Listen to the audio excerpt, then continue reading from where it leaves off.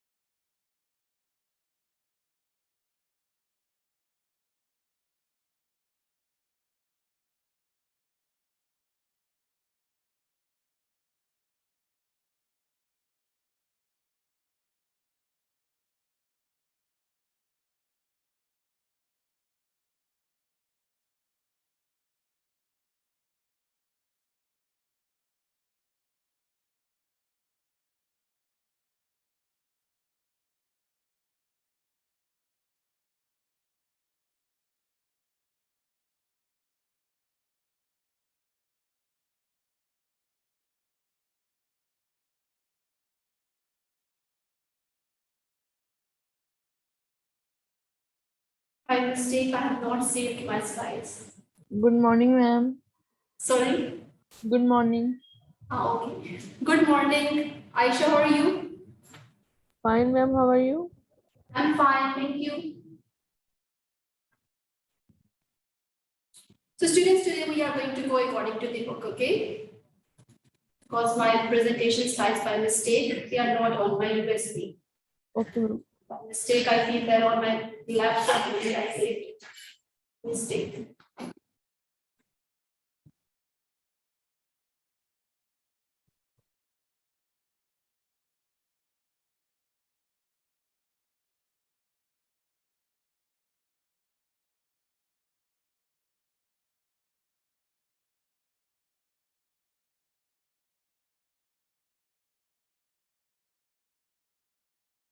Okay, now today we are going to start with the topic of computerization.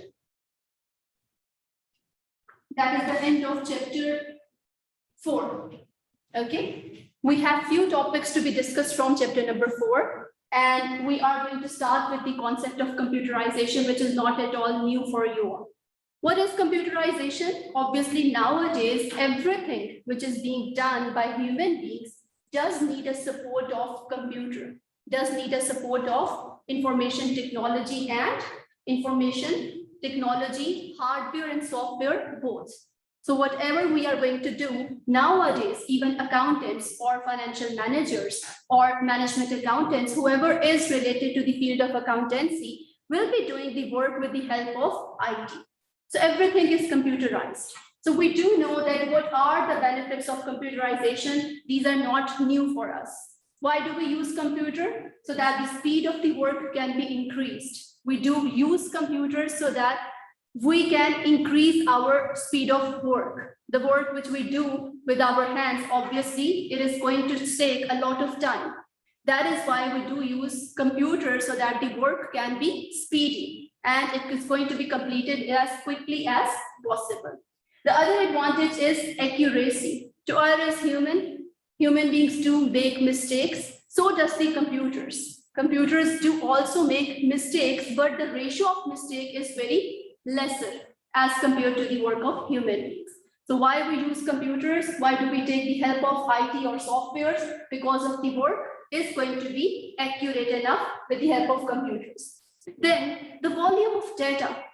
The volume of data with which the human beings are dealing with is quite diverse, is very heavy, it is very variable. So the data with which we are dealing is very diverse and has a heavy volume. So computers, with the help of computers, we would be able to deal with particular level of data. As we have discussed about big data also, that the data with which nowadays organizations are dealing is quite diverse. It is coming from various sources. It is coming from various different sources, like inside the organization, from outside the organization, that data is coming. So to deal with that particular type of data, we do use computers. Then complexity. There are some mathematical operations or statistical operations which human beings normally cannot do. Maybe some laymen are dealing with computers. Every accountant may not be able to deal with the mathematical operations because we are accountants, we are not mathematicians. So to deal with diverse mathematical problems, we can use computers. Then presentation. Whenever someone has to present some data in front of a variety of individuals, that particular population can be from different fields, and to make the presentation much more attractive or much more understandable, we use computers. We do take the help of computers. Then cost. The cost saving is again a benefit of computers. The work which we are expecting the human beings to do, and we are paying the human beings for that particular work, can be done easily with the help of computers. Like say, for example, if we are hiring a bookkeeper to make the records, instead of that bookkeeper, we can just install a software in our computers, and with the help of computer, we can do our work. So we can save our cost by using computers. So these are the different advantages of computerization. They have explained it over here. So sorry, students, by mistake, I have not saved my slides. Anyhow, now we are going to have a look at the advanced concept of cloud computing. Every one of us is aware of cloud computing. You are using cloud computing a lot of time in your daily lives. Maybe you do know the word cloud computing or not, but you are using cloud computing a lot of time. The biggest example of cloud computing you are using today is Google Drive. What happens in the case of cloud computing? Instead of saving data in your databases, instead of saving data in your normal saving devices like USB or anything, you do save your data in cloud. These are the, you can say, ready-made kind of persons or ready-made kind of institutions which are saving your data by their own choice. Say, for example, Google is providing the services to all the individuals who want to save their data, high volume of data, they can just save with Google itself. Instead of purchasing our own softwares, instead of purchasing our own drives, we just use the Google Drive to save the data with Google. So instead of spending our own cost, we can just contact with Google, we can purchase extra space over there, and we can save our data. So when someone is using cloud computing, what can be the advantages? What can be the advantages? Instead of saving the data in our own databases, when we are saving our data in Google Drive or any kind of ready-made, this kind of space, what is the benefit? What is the biggest benefit for that? Flexibility. When we are saving the data in our own databases, or say, for example, in USB, we are saving the data. We have to carry that USB everywhere, wherever we want to access particular type of data. Am I right? But when we are saving our data in Google Drive or any kind of cloud software, we are saving our data. We do not need to carry that particular drive with ourselves. From anywhere in the world, we can access our particular data, which is saved on our cloud. Got it? You know, the example for iTunes or SoundCloud, all of these are the examples of cloud computing. What they are doing, the data is saved in cloud. The data is saved with the representatives of those softwares. So we do not need to carry data everywhere with us. So they say about cloud computing accounting software. From here I will read. Cloud computing accounting software is accounting software that is hosted on remote servers. Cloud-based accounting software works in essentially the same way as all other cloud-based softwares. So obviously, cloud computing does have a link with the accounting softwares as well. So instead of taking the heavy records of accounting everywhere with us, the accountants do have an opportunity to save that particular amount of data in the cloud. And one more benefit which cloud computing is going to give particularly to the accountants is that every person who will be given a login and ID of that cloud computing will be able to access that particular data, which is going to bring the collaboration among individuals. So all the persons involved in a team can access that particular data. Getting my point? So they say, due to the information being stored in such a way that it is always accessible, users can log in and perform accounting practices on any computer on the planet with an internet connection. So it is going to bring a collaboration among all of the team members. Using cloud computing accounting software means that the business does not have to pay for, install, manage, or protect software on individual machines. So when we do have our own software, the organizations themselves have to pay for maintenance. They have to upgrade the softwares. They have to make sure that the software is secure. It is not having any kind of security risks, etc. Disaster risk can also be present. But once the data is saved with the cloud, we do not have any kind of pressures like this. Got it? So this is the basic work of cloud computing. So as you can see, they have mentioned the benefits of cloud computing to the organization: store and share data. Anyone who wants to save the data up to a certain extent for free, they can save data with any kind of cloud computing software. Above that limit, if the data has to be saved, then extra space has to be purchased. Then on-demand self-service. Whoever wants to save the data, they can save the data over there in cloud computing, and on-demand self-service can also be provided. What is that? What can be on-demand self-service? Whoever wants to access the data anytime by just logging into the computer, they can be given the service to access the data. So on-demand self-service is being provided. Flexibility. From wherever in the world you want to access the data, you would be able. If someone wants to do and complete the work in the office, by sitting in the office, they can access the data over there. If they do want to work from home also they can work with flexibility. Then collaboration. All the persons in a team can be collaborated. Their work is going to be joined. They will be working in the same way as they do work by sitting in an office. So with the help of cloud computing, we can collaborate the activities of the individuals too. More competitive. What is the meaning of competitive? If we say that an organization has a competitive advantage over to the other, what does it mean? More beneficial, you can say.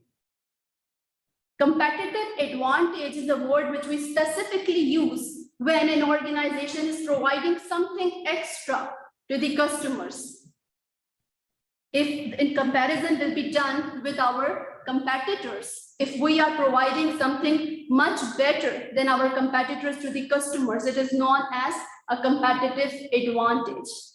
In the competition, we have some plus point, which is bringing the customers, which is attracting the customers towards us. So cloud computing is more competitive than other softwares.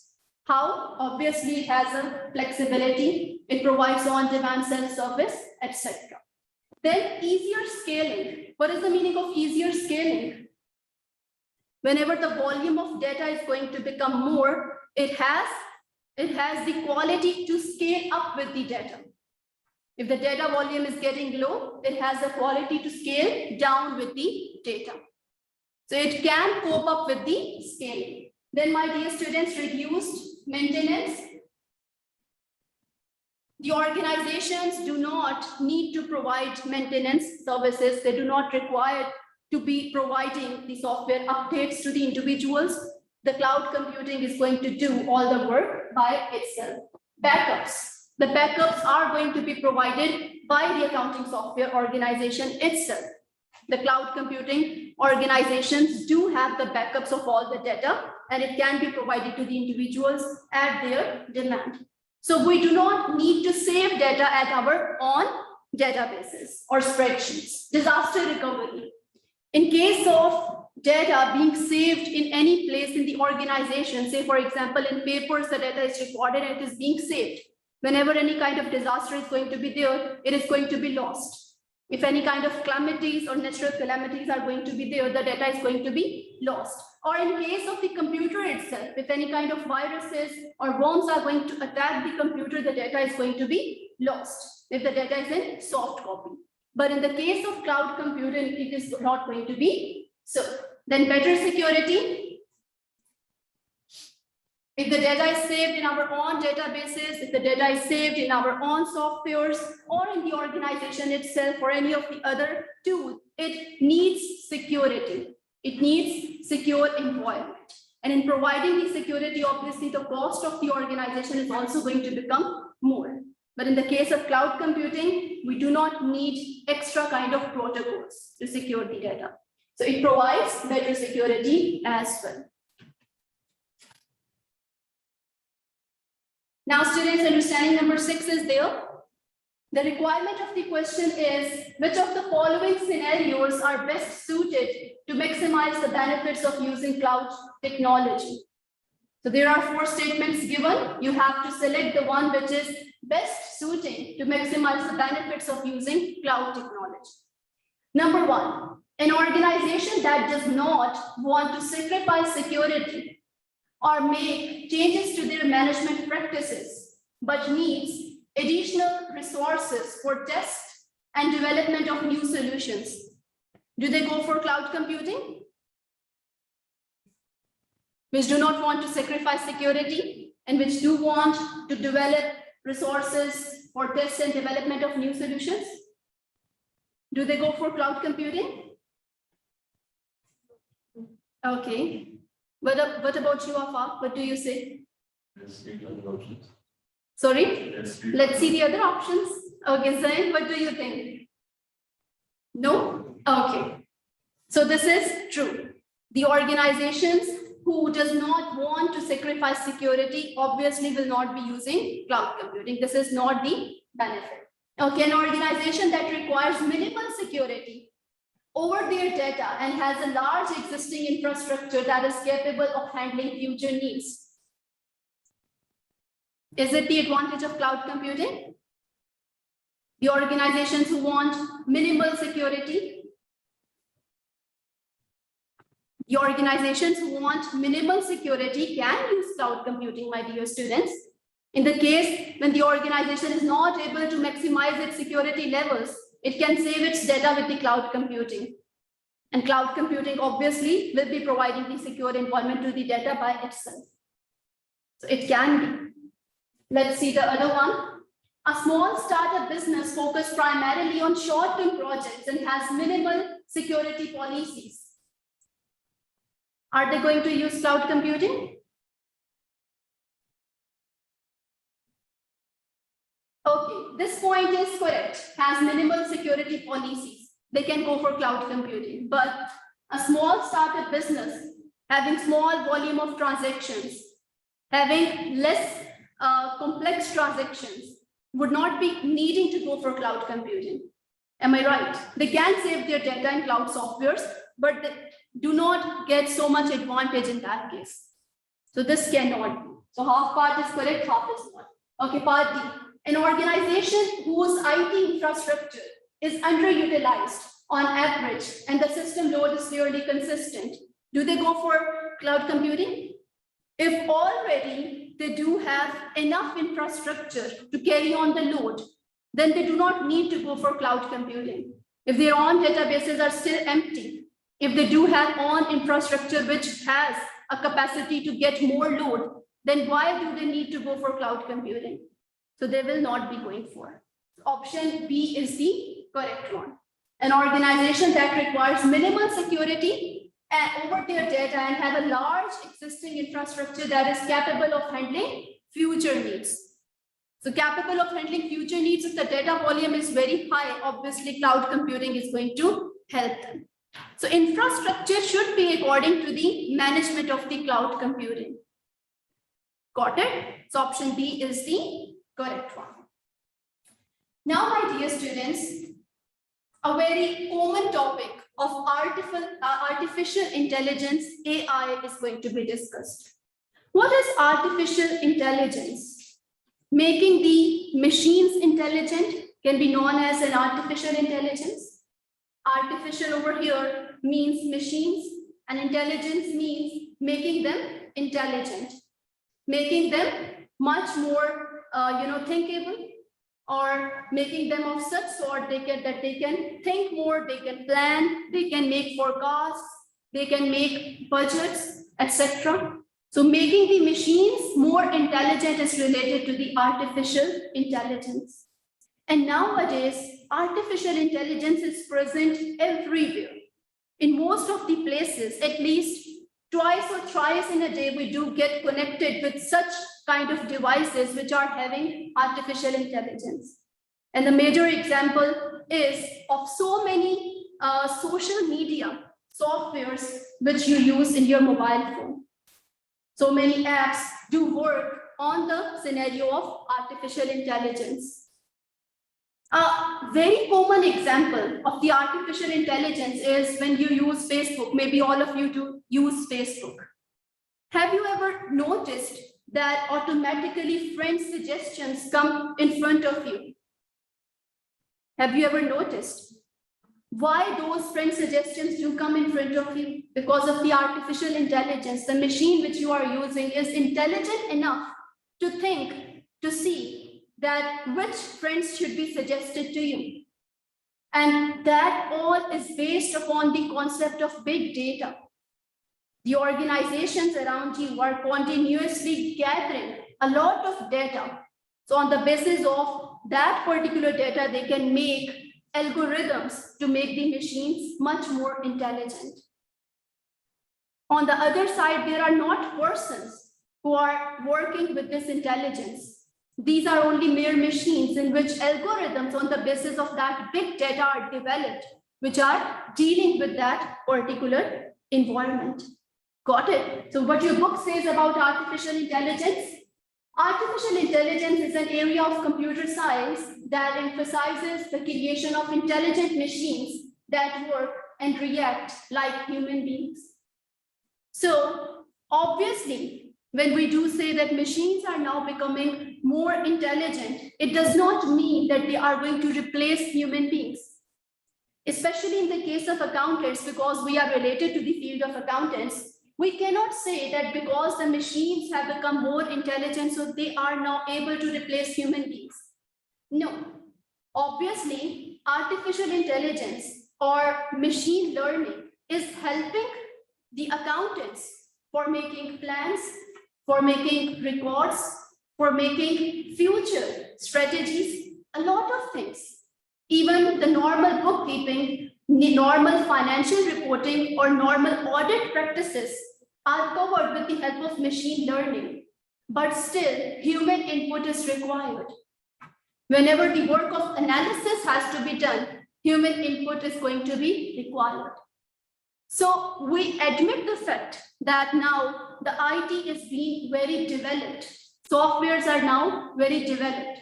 Still, it cannot replace human beings. Got it? So accountants will be doing the work, will be performing different tasks with the help of computers, with the help of information technology.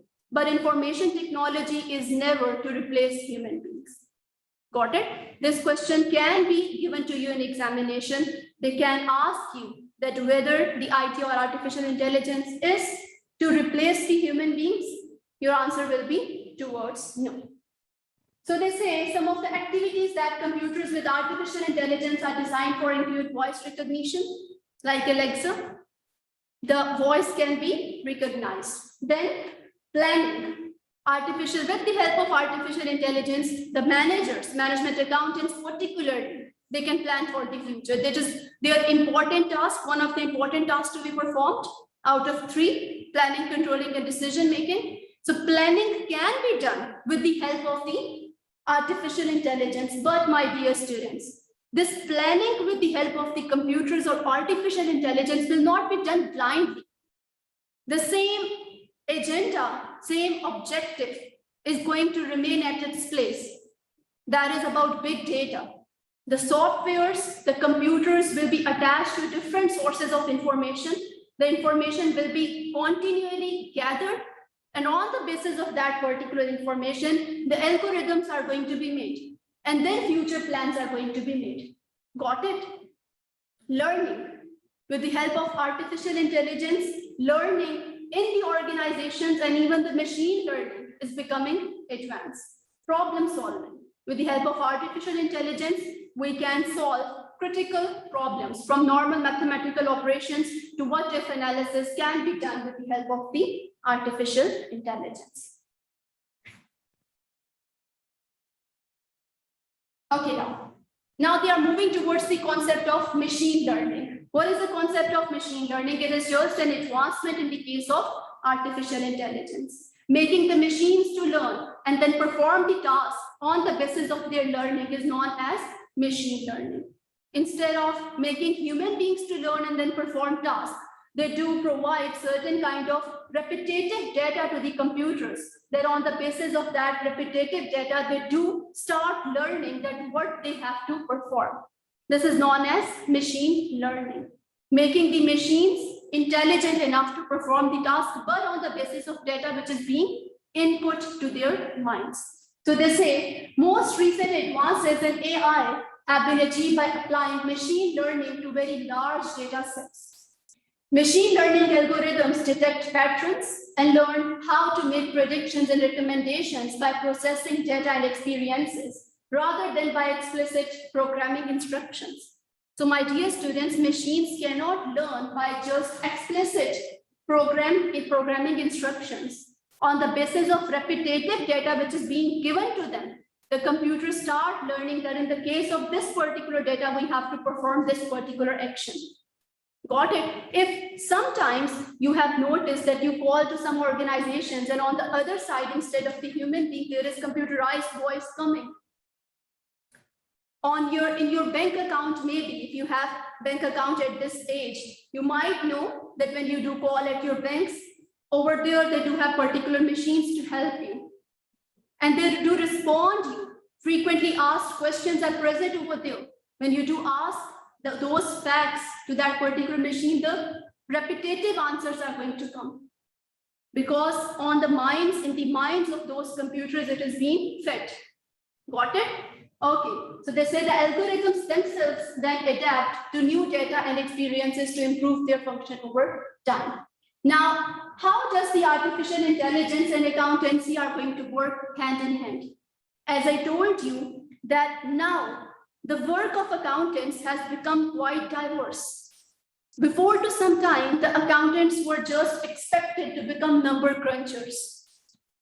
Maybe when you were a child, you might have heard that your uncle is working as an accountant and his work is to make bookkeeping. He is keeping the books. He's just keeping the records, making the journals, making the day books, making the ledgers, etc. But now when we call someone as an accountant, we mean to say that a particular person is having a professional body behind him or her, and now has a duty much more than being just a mere number crunching. The person has to analyze the things, has to evaluate the things. And on the basis of that evaluation, the future plans are going to be made. Now, up to the time of summarizing the data, you know, three key phases of financial accounting: recording, classifying, and summarizing. Up to the summarizing phase, all of the work is being done with the help of computers. The work of human beings, the work of accountants nowadays start after analysis phase. So if you just want to become a bookkeeper, your salary might not increase above 5,000 AED. If you want to become a professional accountant, then you will be earning more. Because now the accountants do not have just a mere duty of becoming the bookkeeper. They do not just have to keep the records. They do have to analyze and evaluate the situation so that on the basis of that evaluation, they can make the future plans. They can control the organization in a beneficial manner. Getting my point? So we do have now computers up to such extent that they are performing the duties up to the summarizing of the financial statements. Now the duty of the accountant starts afterwards. So here is the connection of artificial intelligence and accountancy. Now, in the field of accountancy, again, the algorithms, the particular formulas, or the particular kind of mathematical operations will be fed in the mind of computers. And on the basis of those particular formulas, the computers will be performing their work. It's not like that only the software is going to be made up and we are not going to do anything with computers and simply automatically they will be producing the data. Human beings have to give input. Even if you have to do the record keeping, some basic input has to be given to the computers. And on that input, the computers will be performing further tasks. And with the passage of time, then artificial intelligence is going to be built up with the computers. Because some input of the data has to be given to the computers, that if this task is going to come, then this function has to be performed. If those functions, if those algorithms are not going to be fed up, computers would not be able to perform the work. Got it? So let's quickly go through what your book says about it. Despite the dramatic recent evolution in artificial intelligence techniques such as machine learning and the fast pace of its development, widespread adoption of the concept in the financial world is still in its relatively early stage. Why is it in early stages? Because we do know that even if the computers are able to help us a lot, still human input is required. It is evident that in many cases, systems can carry out tasks that results in far more accurate and consistent outputs than could be achieved by humans. So we do accept the phenomena that with the help of computers, the work which we are performing is more accurate and is able to handle more complex transactions. But still, human input is required. So after all of this particular discussion, somewhere they will be telling you that computers are not going to replace human beings. So they say, AI brings many opportunities for accountants to improve their efficiency and deliver more value to businesses. In the longer term, AI brings opportunities for more extensive developments as systems increasingly carry out decision-making tasks that would otherwise be carried out by human beings. So even the decision-making is done by the computers, but on the basis of particular data being given as input to them. So the examples which include using machine learning in the life of accountants is to code accounting entries. You know, the coding we have discussed at that day in management accounting, that coding can also be done with the help of accounting softwares, AI also, to recognize what constitutes normal activities in order to improve fraud detection. Now, the fraud detection is a key area in the work of internal auditors. Internal auditors do actually work for the forensic reporting and fraud detection also. So the key inputs will be given to the computer, and by having a look at all the data which is being given as input to them, the computers may detect fraud much more easily. If any kind of irregular transaction will be there, on the basis of previous learning, the computers can have a capacity or can have an opportunity to detect the fraud. And then to forecast revenues with the use of predictive models, as you may have an idea of using Excel spreadsheets.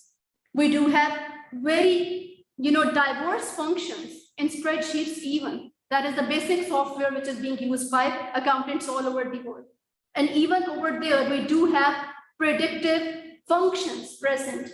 We do give some kind of function to the Excel spreadsheet, and on the basis of that particular function, the predictions, the forecasts are going to be made. So business models are going to be made on the basis of this artificial intelligence. And so many other things in the life of accountants can be done with the help of this artificial intelligence. Then to improving access to and analysis of unstructured data, such as contracts, emails, and multimedia content. So when we do want to access any kind of data with the help of this, we can do it also. So I hope everyone is clear. Now, my dear students, understanding number 7 is there. What is artificial intelligence? Programming with your own intelligence? Is it? Is it artificial intelligence?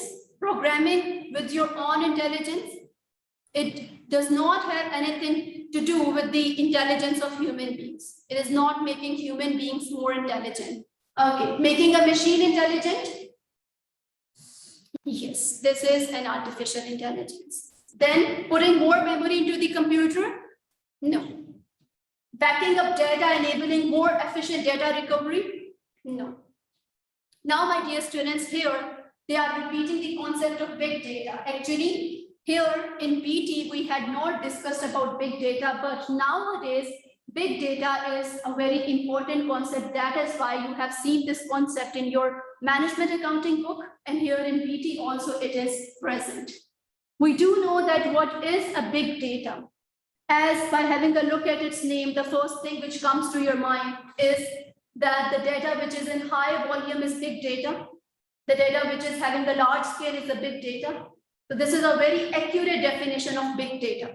But just add one more thing. Our data is of such a high volume. It's such large in quantity that it is beyond the capacity of human beings to get managed, to get analyzed and evaluated. So we can say that there are some features in our data which make that particular data as a big data. Having high volume, having different variety of sources can make a particular set of data as a big data. And the major problem of the big data is that sometimes, or most of the times we can say, it is not reliable. Not having the content of veracity in it. It is not reliable since it is coming from different sources. That is why we cannot say that every time the data which is coming to the site of organizations is accurate enough. So what is big data?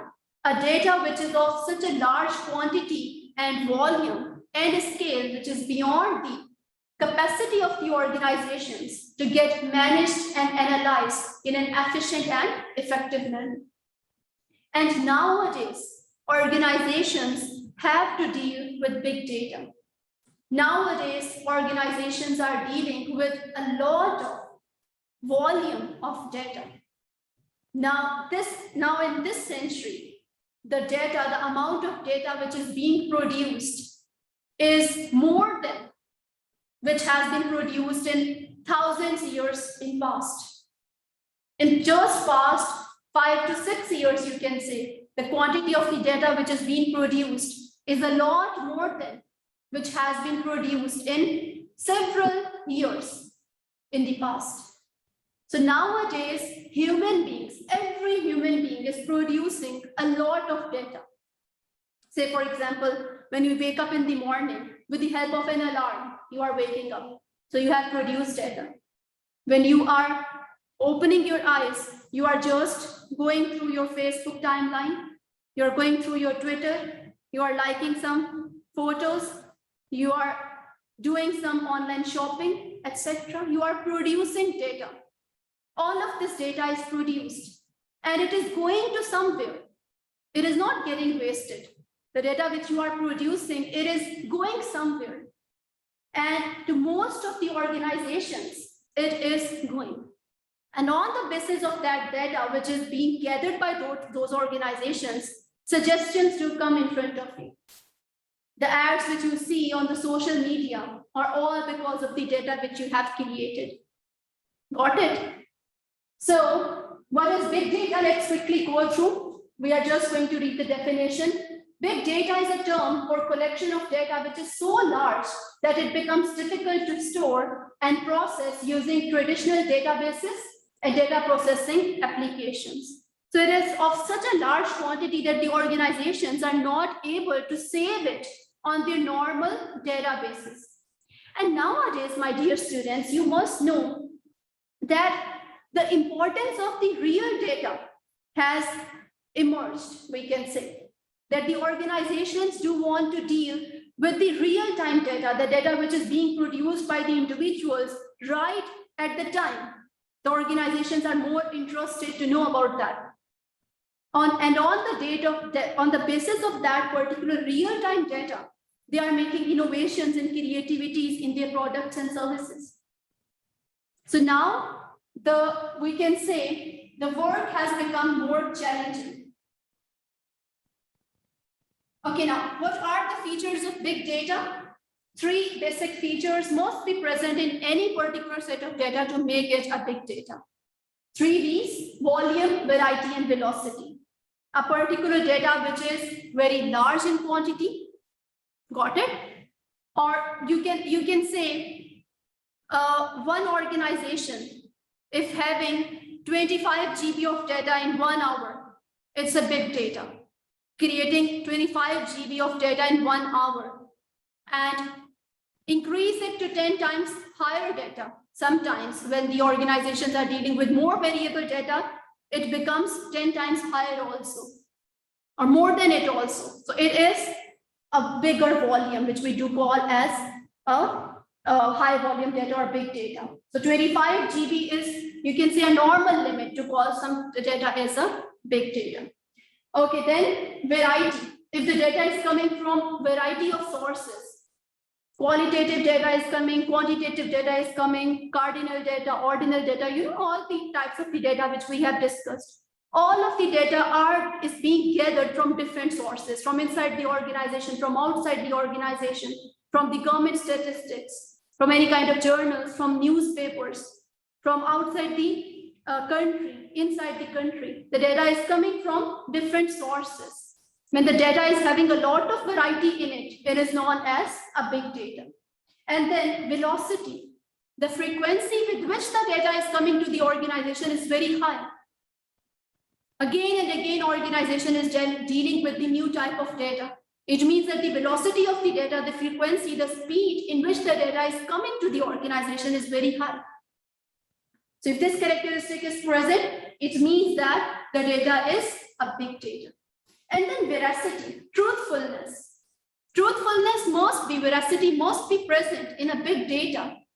But this can be upon of big data that there is not always a truthfulness in that particular set of data. Since it is coming from various sources, so it can happen. Say, for example, when you do visit any kind of website, you are not sure every time that the data which is present on it is reliable. Like I have given an example of Wikipedia. And all these portals where the human beings do have the permissions to give input, we can edit the data over there. We cannot say every time that the data present over there is a reliable one. Sorry, Miriam, I forgot that I have to repeat the things in Urdu also. So I forgot. Are you understanding up to here? Yes. Sorry? Dear, we have discussed it in F2 also. Ordinal and cardinal data, and the basic data under which ordinal and cardinal data are present, which one it is? His or nose? Don't you remember? Okay. And whole numbers, it is basically under quantitative data, ordinal and cardinal. Okay, quantitative and qualitative data, you can see. Anyhow, veracity. So every data which is under the big data must be having the fact of truthfulness in it. But sometimes, or most of the times, the big data does not have truthfulness. Okay, in the exam question, it can come in front of you. This question usually comes. They can give you in a sort that which of the following is not the quality or is the quality of the big data. So you have to select any. So normally 3 V's are there and 4 V's being added as veracity. Okay. So these are presented to us by Gartner. Okay, so in this understanding, they have taken the name of Gartner also. The requirement of the question is, which of the Gartner's features may be missing from use big data? So there is a scenario given regarding you. You has recently started looking at ways of gathering big data for her business. She is concerned that some of the sources of data she has chosen are unreliable and may therefore lead her to inaccurate conclusions. So which of the qualities is being missing? When the data is untruthful, veracity. So which of the following is missing? Veracity, option C. Now, my dear students, what can be the benefits of the big data? Obviously, the organizations, when they are taking a headache of collecting all of the big data, they are doing it only to get some advantages, only to get some benefits out of it. And the major benefits are obviously to increase the shareholders' wealth. Whenever the commercial organization is relying on certain kind of a data, is taking a headache to collect a lot of data from different sources, the basic objective and the basic advantage which the organizations are going to in turn are increase in shareholders' wealth. An increase in shareholders' wealth can be done by different means, by bringing innovation, by gaining competitive advantage, by improving productivity. All of these are further going to lead in increasing the shareholders' wealth. When the organizations are using big data, it helps them to innovate. It helps them to become more competitive. By having a look at the demands of the customers in real time, they can innovate, gaining competitive advantage. They would be having an opportunity to improve themselves, getting a competitive advantage, and then improving productivity. What is the meaning? What is the difference between productivity and, okay, leave it. You will be confused then again. Okay, productivity, improving productivity. The organizations can improve the productivity. Their profitability can be increased on the basis of usage of big data. So the net profit figure obviously is going to increase, resulting in the increase in shareholders' wealth. We do know that in the field of accountancy also, the big data and analytics are going to improve the effectiveness of the work. Say, for example, in the case of management accounting and in the case of financial accounting. How does it is going to work? Can anyone tell me? In the field of management accounting and in the field of financial accounting, how does the big data and analytics can help us?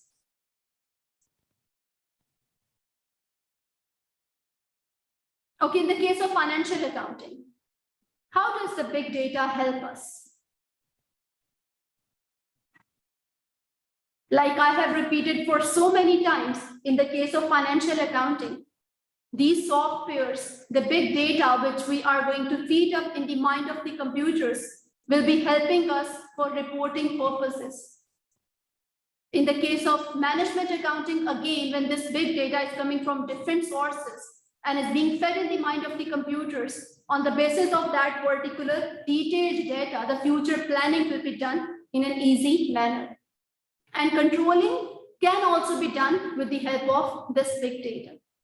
The more the data is, the more algorithms, the more repetitive tasks can be given to the computer. And on the basis of those repetitive tasks, the computer would be able to plan for the future. So they say management accounting, big data is contributing to the development of effective management control systems and budgeting processes.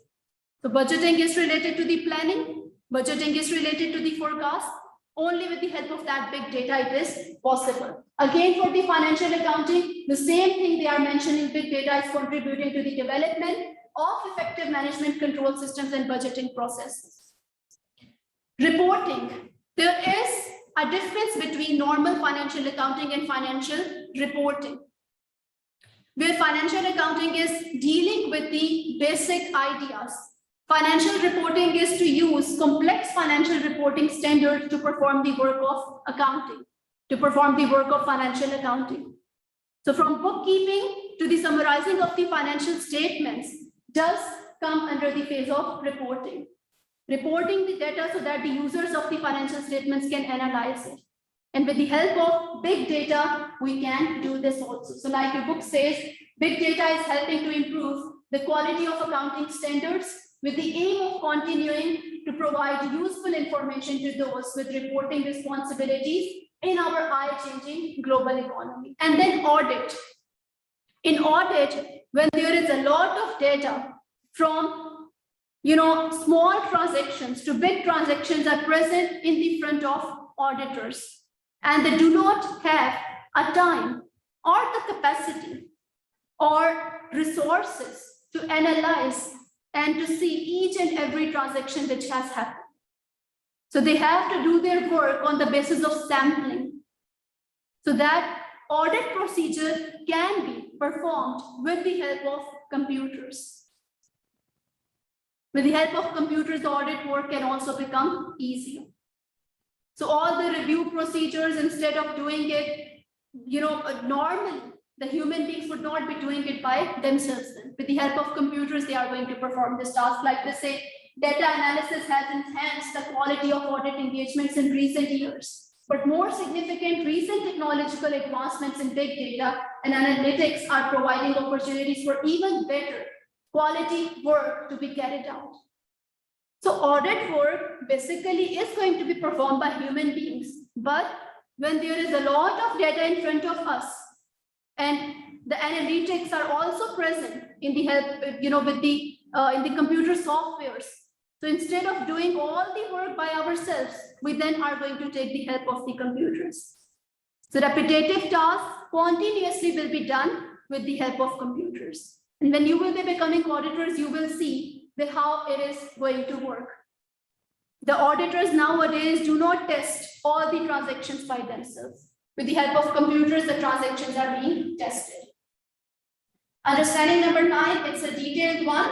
It's just about the evaluation of the advantages of 2PL of adopting a big data approach. So you can have a look at it later. Now, my dear students, we have a concept of blockchain technology. This might be a new concept for you. Has anyone heard about blockchain technology before? Anyone? Is it? Never? I can't believe. Okay. Blockchain technology, as its name is telling us, it's kind of a technology which will be working in the form of some blocks which are attached to each other. So blockchain technology is a kind of technology in which different ledgers, different blocks, or different records, or different computers are attached with each other. And to bring the changes in the records is not easy. Just suppose that all of us, all 6 of us, have created some blockchain. And all of us do have separate ledgers. We do have separate computers in which those ledgers, in which those records are being kept. Now, if I have to make a change, I have to take a permission from Hizr, from Afaq, from Zain, from Maryam, from Samira. If everyone is going to review and agree to that particular change, then only a change can be brought in. This is a blockchain technology. And nowadays, this blockchain technology is working at so many places. In so many places, it is working. In the case of normal spreadsheets, we can make a change. We can make a change in our own spreadsheet. We can just upload it into the cloud computing, and everyone will be seeing that particular data in which we have made a change. So it's very easy to make a change in the normal databases, in the normal kinds of spreadsheets. But when there is a blockchain technology, then to bring changes, it's not easier. Everyone who is connected in that blockchain has to agree for making changes. This is a blockchain technology. In banks, it is normally being used nowadays. If a person is taking a credit from the organization and inputting or giving the information to the bank and making some changes in it, all the persons, all the computers in a particular block has to accept those changes. Otherwise, the changes are not going to be updated. So making the persons more secure now. So this is a blockchain technology. Let's see the language of your book. A blockchain has been described as a decentralized. Decentralized means that all the authority is not to one person or to one computer. The change has to be brought in when all the persons or all the computers in a chain are going to accept it. So a blockchain has been described as a decentralized, distributed, and public digital ledger that is used to record transactions across many computers, so that the record cannot be altered retroactively retroactively means on the basis of some past facts and figures, without the alteration of all subsequent blocks and the consensus of the network. So all the blocks in that technology are going to be, collaborative, collaborated, and they are going to be attached with each other. And if any change has to be brought in, it has to be accepted by all the blocks. Alternatively, it has been defined by the Bank of England as a technology that allows people who do not know each other to trust a shared record of events. So even if we all do not know each other, we can share the content with each other because we do know that it cannot be altered if all of us are not going to agree at one point. Even if one computer is not agreeing, it is not going to be.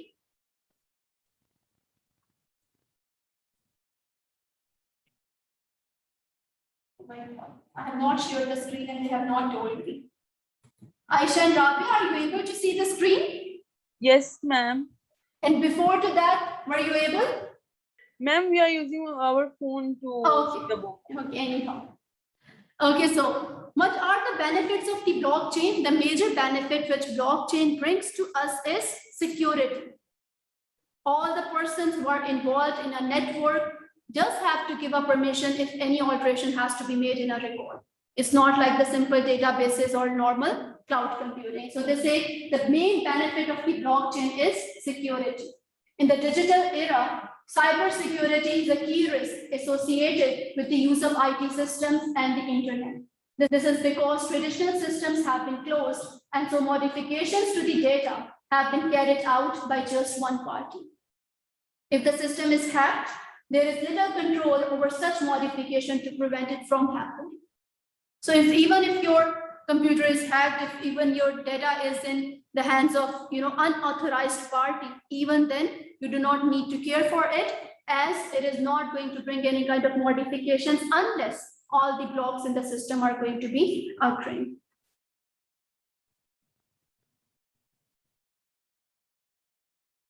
Students, we are going to read the key features of the blockchain to understand it, deeply. So only 3 points are there. We are going to read it. How is it going to work? In a blockchain system, transactions are recorded by the number of participants using network, which operates via the internet. So all of the persons in the blockchain are going to make their own records on their own computers. Then the same records are maintained by the number of different parties. As a transaction is entered, it is recorded by not just 2 parties, but instead by all the parties that make up the overall chain. So every person, every computer in the network is going to make up the records. This can happen because all of the records in the blockchain are publicly available and distributed across everyone that is the part of that network. Mariam, understanding? So this is the first step you can say. Okay, when the transaction takes place, for example, between a buyer and a seller, the details of that deal are recorded by everyone. So whenever the business event takes place, that is going to be recorded by everyone in the network. The value, the time, the date, and the details of those parties involved. All of the ledgers that make up the blockchain are updated in the same way. And it takes the agreement of all the participants in the chain to update their ledgers for transactions to be accepted. Then the process of verifying the transaction is carried out by computers. It is effectively the computers which make up the network that audit the transactions. If all the computers review the transaction and verify the details are correct, the system of all the participants in the blockchain have updated records. So alteration is not going to be made unless every participant has reviewed it and accepted it. The computers work together to ensure that each transaction is valid before it is added to the blockchain. This decentralized network of computers ensure that a single system cannot add new blocks to the chain.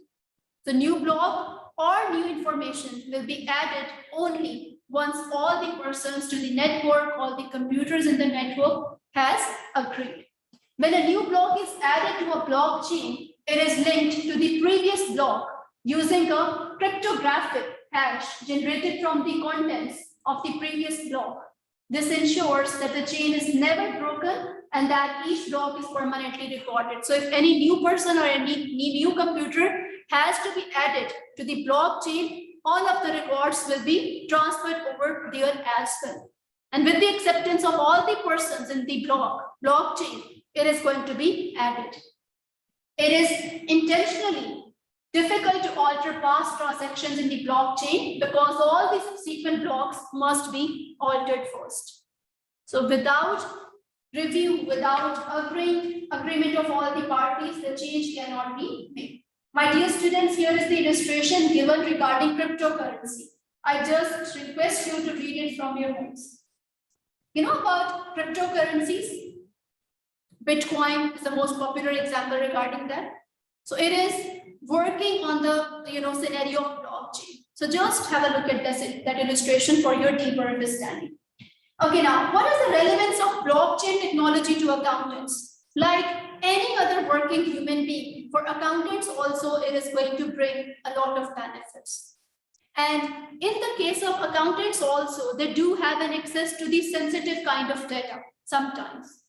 And in the case of accountants, organizations do make a blockchain also. So if one record has to be altered, it has to be altered in all the subsequent blocks. And existing blocks have to review and give the permission for that. So in that case, the records which are being built up are going to be secure.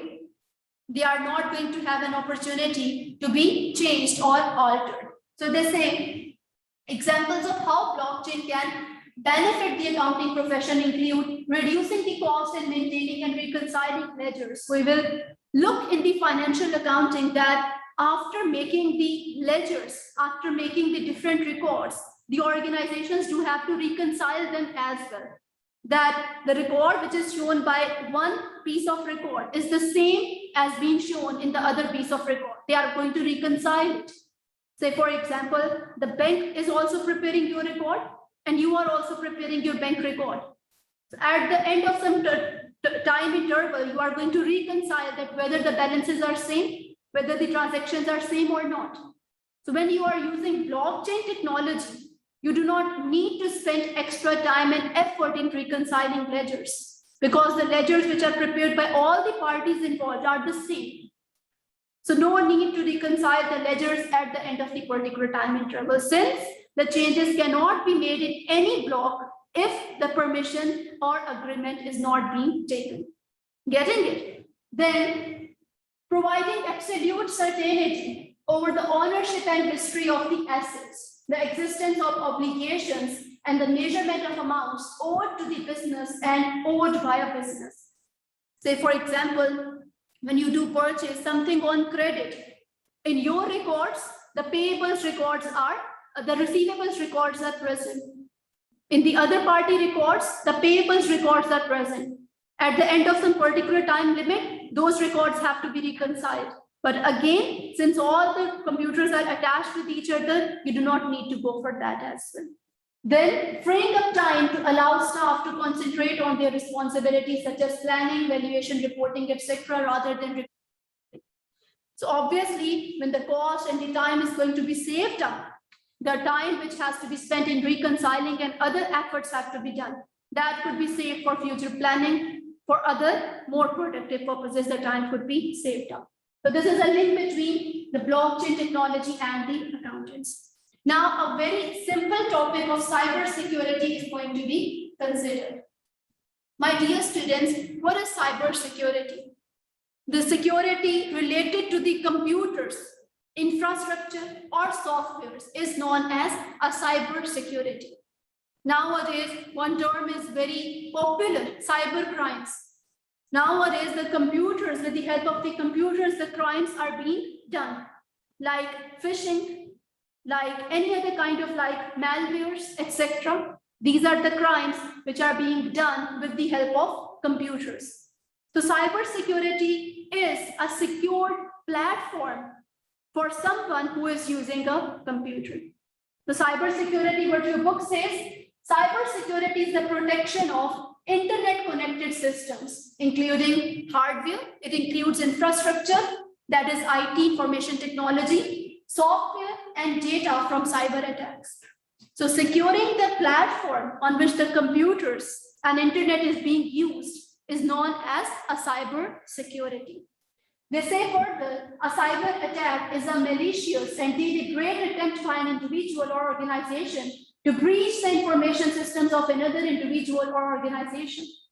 So it's a deliberate attempt to hurt someone or to make someone vulnerable to any kind of frauds, to any kinds of attacks. So this is where we have to secure our environment and the persons are attached to the computers and computer programs. So over here, they are giving us the different kinds of cyber attacks or key risks to the data of cyber attacks. Which kind of cyber attacks can be there? Malware. Malware is a very simple one. Does anyone have an idea about malware? Every one of us does become the attackee of this malware. The attack with the viruses or worms being sent to your software, to your computer is known as malware. So by using a computer, sometimes you feel that the speed of the computer has become very slow, or your computer is not now functioning properly. It means that your computer is attacked by some viruses. These can be coming through the emails. These can be coming through any kind of app you have downloaded, installed, any kind of software you have installed. So what is malware? Short for malicious software. So mal is basically for malicious. Short for malicious software. It is a software designed to cause damage to a single computer, server, or computer network. Worms, viruses, and Trojans are all varieties of malware, distinguished from one another by the means of which they reproduce and spread. So there are slight differences among viruses, worms, and Trojans to the capacity, up to the capacity with which they do attack your computers. Then phishing. What is a phishing, my dear students? They say a technique by which cyber criminals, the criminals wish to attack with the help of computers, craft emails to fool a target into taking some harmful action. Sometimes you are being attacked by sending you an email in which some links are being given, which you are going to click, and your information is going to be with the attacker. Or when you are going to click a link, your computer will be having viruses and worms in it. So this is known as phishing. With the help of emails, you are going to be attacked. So they say the recipient might be tricked into downloading malware that is distinguished as an important document. For example, an urge to click a link on a link that takes them to fake website where they will be asked for sensitive information like usernames and passwords. So the key to this phishing is that with the help of emails, a person is going to be attacked. Email is going to be sent in which you will be urged or you will be required to click some links, and when you are going to click, you are done. Then denial of service attacks, a brute force method to try to stop an online service from working properly. For example, attackers might send so much traffic to a website or so much requests to a database that it overwhelms the system ability to function, making it unavailable to anybody. Sometimes you open a website, a lot of windows starts opening in front of you. That is being sent by attackers so that your computer, your system is going to become overwhelmed with the volume of the data, and it will be stopping to function properly. It will be stopping. So that is denial of service attacks. And then man in the middle attacks. This is again a severe kind of attack, which is normally not very common. So what happens in this man in the middle attack? A method by which attackers manage to interpose themselves secretly between the user and the web service, and that they are trying to access. For example, an attacker might set up a Wi-Fi network with a login screen designed to mimic a hotel network. Once a user logs in, the attacker can harvest any information that user sends, including passwords. So between the website you are trying to access and there will be a person in middle. You will be trying to access a particular type of website, but once you are going to click on that website, you will be linked to that particular attacker. And the information which you are putting into the system will not be going to the website which you have opened. There is a person in the middle. Got it? So all your credit card information, etc., will be going to that particular attack. So this is a sphere kind of attack which is going to affect the person's person. Okay, now my dear students, understanding number 10 is there. Which of the following is a common example of phishing attack? Through emails, you are going to be attacked in the case of phishing. This is the key. So let's see. You receive an email from an acquaintance who you are rarely in contact with that contains only a web link. Is this a kind of a phishing? Okay. The next one, you got an email that appears to be from your bank asking you to enter your account number and password, but the web address looks unfamiliar. Is this a kind of phishing? No. Again, an email is there in which your bank is asking you to enter your account number and password, but the web address looks unfamiliar. So this is phishing. This is phishing. You received a text message claiming that you won a contest and asking you to click on the link. Is this phishing? Again, a message is being sent. This is phishing.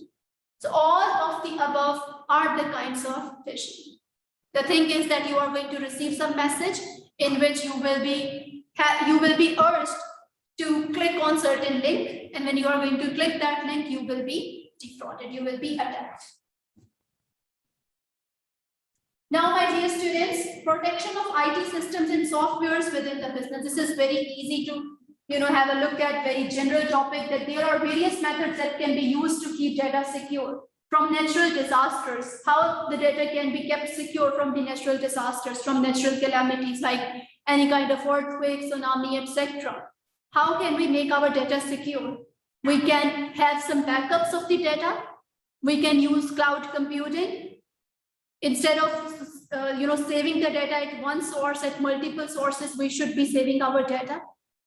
Then malfunction of computer hardware or software. Say, for example, your computer is caught up with viruses or any kind of worms. How can you secure data in that case? Again, backups should be there. And instead of saving the data at one place, you should be saving it at multiple sources. So if at one place the viruses have attacked your system, in the other place it could be saved. Network designed to cope up with periods of high volumes and backup procedures as above. Then viruses. A small program that once introduced into a system spreads extensively, can affect the whole computer system. So for securing from the viruses also, the basic thing is that there must be backups. If at one place your data is going to be affected, at other place it should be saved. Hackers. If the hackers are going to deliberately access your system, what are you going to do for saving that particular set of data?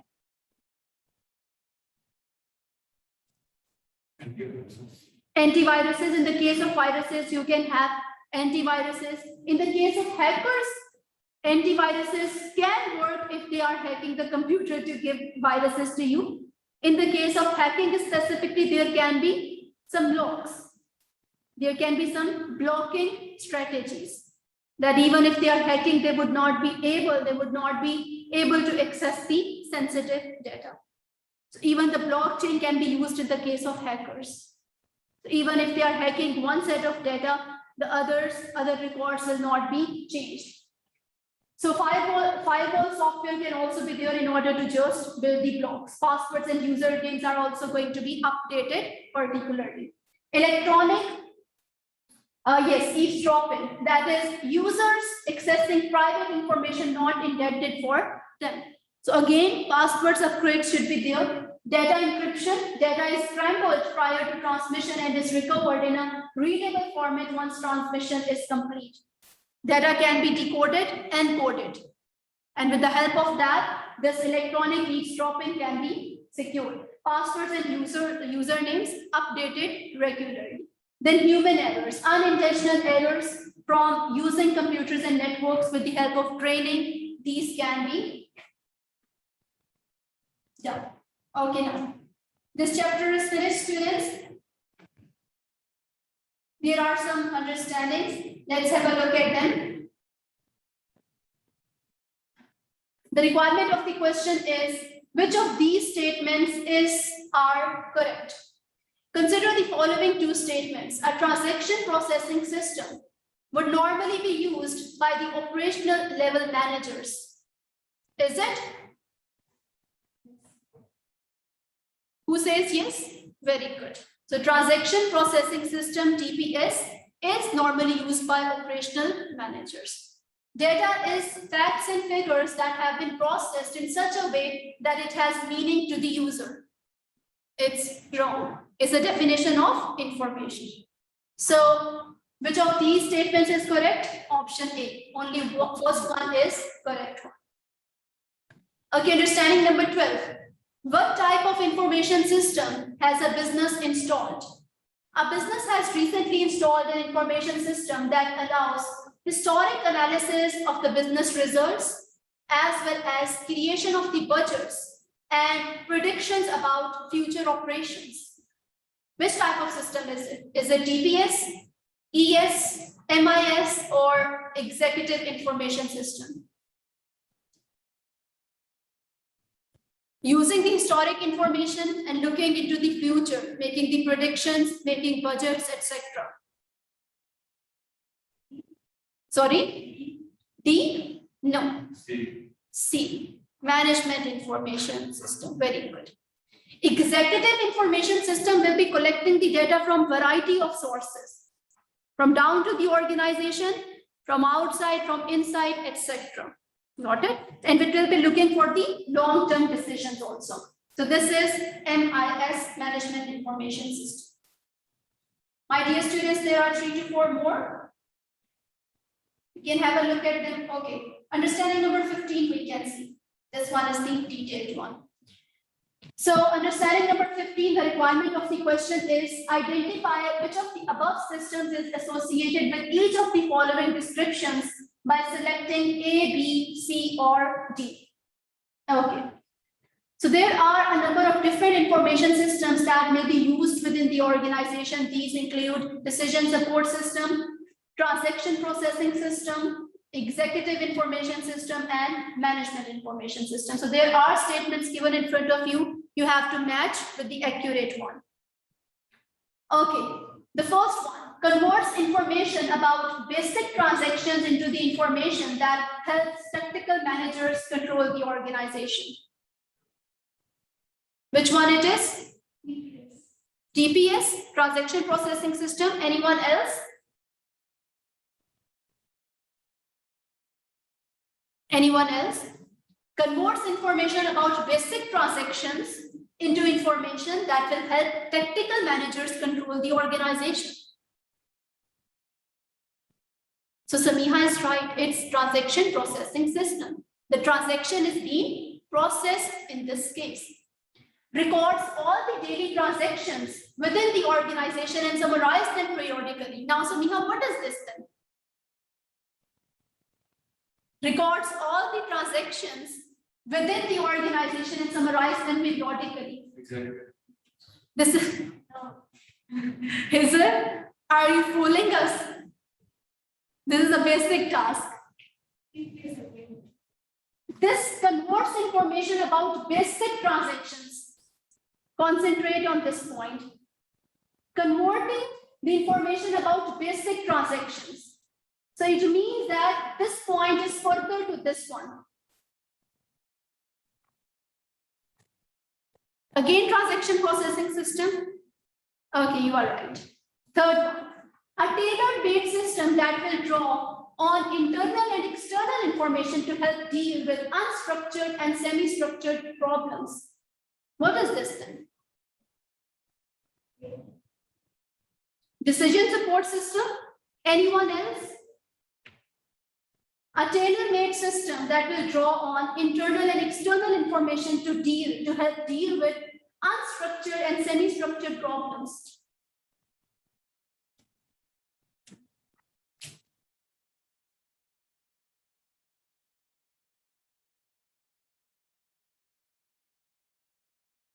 Yes, Maria. So Samiha says this is DSS, Decision Support System. But I feel that it is Management Information System.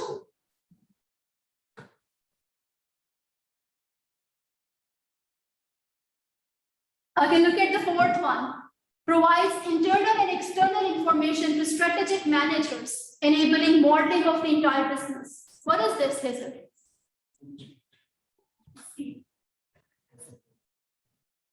This one is Executive Information System. Okay. So it's clear Hazel is just joking. Provides internal and external information to strategic managers, enabling modeling of the entire business. So it's looking like clearly an executive information system. Then which one is left? Nothing is left? Yes, ma'am. Give me a moment. Hello? Students, excuse me. Okay, yes. Yes. Yes, are you all set?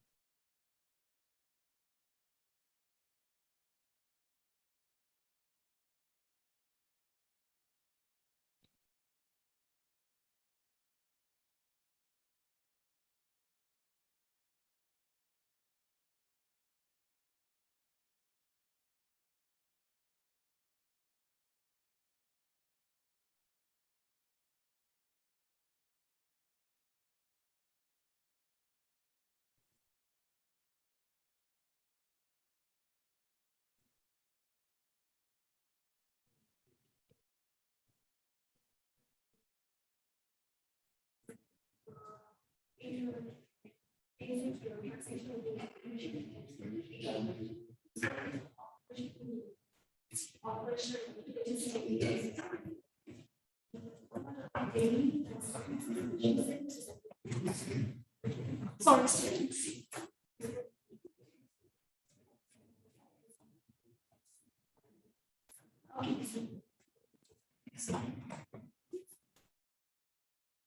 Yes, Ravya, I will be taking the test, but it's going to be in a form of quiz. Okay? Okay, yes, students. So understanding number 15, okay. So which one is decision support system? Final answer?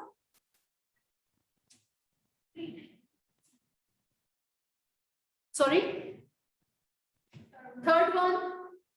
A tailor-made system that will draw on internal and external information to help deal with unstructured and semi-structured data. This one is decision support. Final? Everyone? What about you, Hazel? Nothing? Okay, so this one is decision support system. Okay, then what about the transaction processing system? Which one it is? Final answer. A or the first one or second one? Afaq will do. Is it the first one or second one?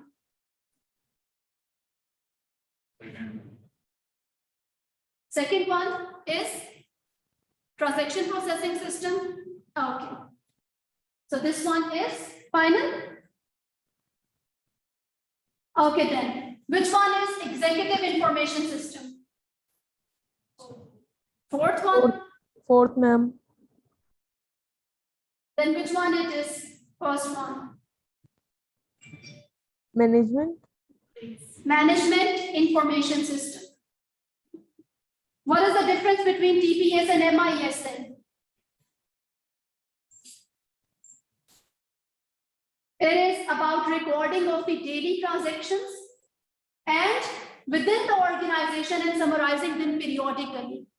Like you have the ordinary softwares like Tally, etc. These are recording the daily transactions. And management information system converts the information about basic transactions. Basic transactions are involved in MIS also, but converts information about basic transactions into information that will help technical managers control the organization, as we have seen in the previous example also. So these are interrelated. Got it now?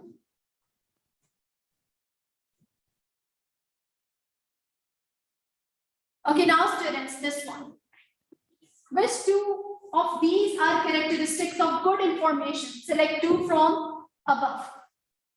Okay, so good information characteristics. Cost free.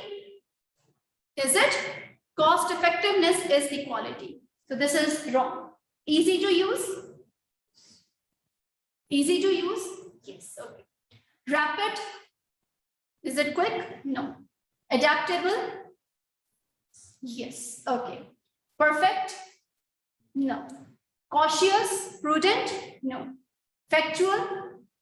No. So which two are the characteristics? Easy to use and adaptable. Got it? So now, my dear students, we can have a break for 15 minutes only. Okay. Please, Okay, ma'am. that we can cover one to 1.5 chapter more. Sure, ma'am. Today, 15 minutes. Okay? Sorry? Tomorrow, 40 minutes then. Tomorrow we have F2. Okay, tomorrow we can have 30 minutes. Today, okay, 20 minutes, 15, 20 minutes, okay? So my online students also, we are going to have a break. Then we are going to start our next chapter. Stakeholders in business organization, very simple chapter and yet very important, okay? So students, we are going to join at 11:20. Yes, ma'am. Great. Okay, now my dear students, we are starting chapter number 5. And from here, actual discussion regarding business and technology does start. Previous to this one, the topics which we have discussed right now today, they are important from exam point of view. And this chapter is particularly important from exam point of view. And this chapter will be having its relevance in further 4 to 5 chapters. This chapter number 5, it is stakeholders in business organization. We do know that what is a business organization? Any kind of commercial organization is known as a business organization. What is an organization according to Buchanan and Hudzinski? It is a social arrangement, very good, with collective goals for controlled performance. Very good, very nice. And what is a business organization? Any kind of social arrangement with collective goals for controlled performance, and the agenda is to earn profit, is a business organization. Whenever the objective of any organization is to earn profit, it is known as a business organization.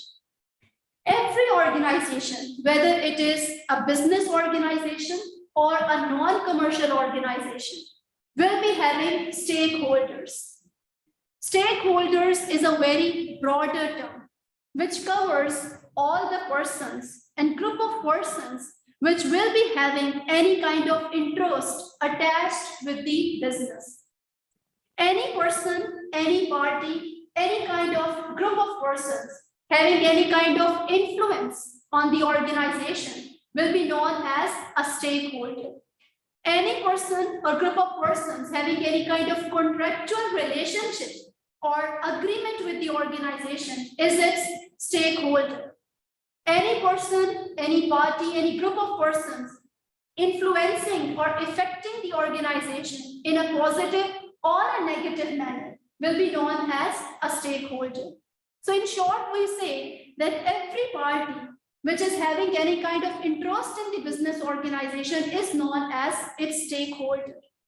Say, for example, if there is a government of a country in which the business is being established, the government does have an interest in the organization because the government is making policies and the government is collecting the taxation from the individuals, from the organizations in the country.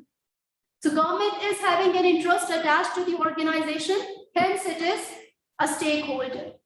The payables of the organization who have to receive money from the organization are stakeholders.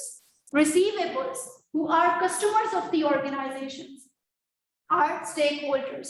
So any person or group of person having any kind of risk attached or any kind of interest attached to the organization is known as a stakeholder. My dear students, we classify stakeholders as per different manners. We do classify the stakeholders as internal, connected, and external stakeholders. We do call stakeholders as the primary and secondary stakeholders also. In this chapter, we are going to have a look at the definition of the stakeholders, their classification, and we are going to look upon the fact of conflict among the stakeholders.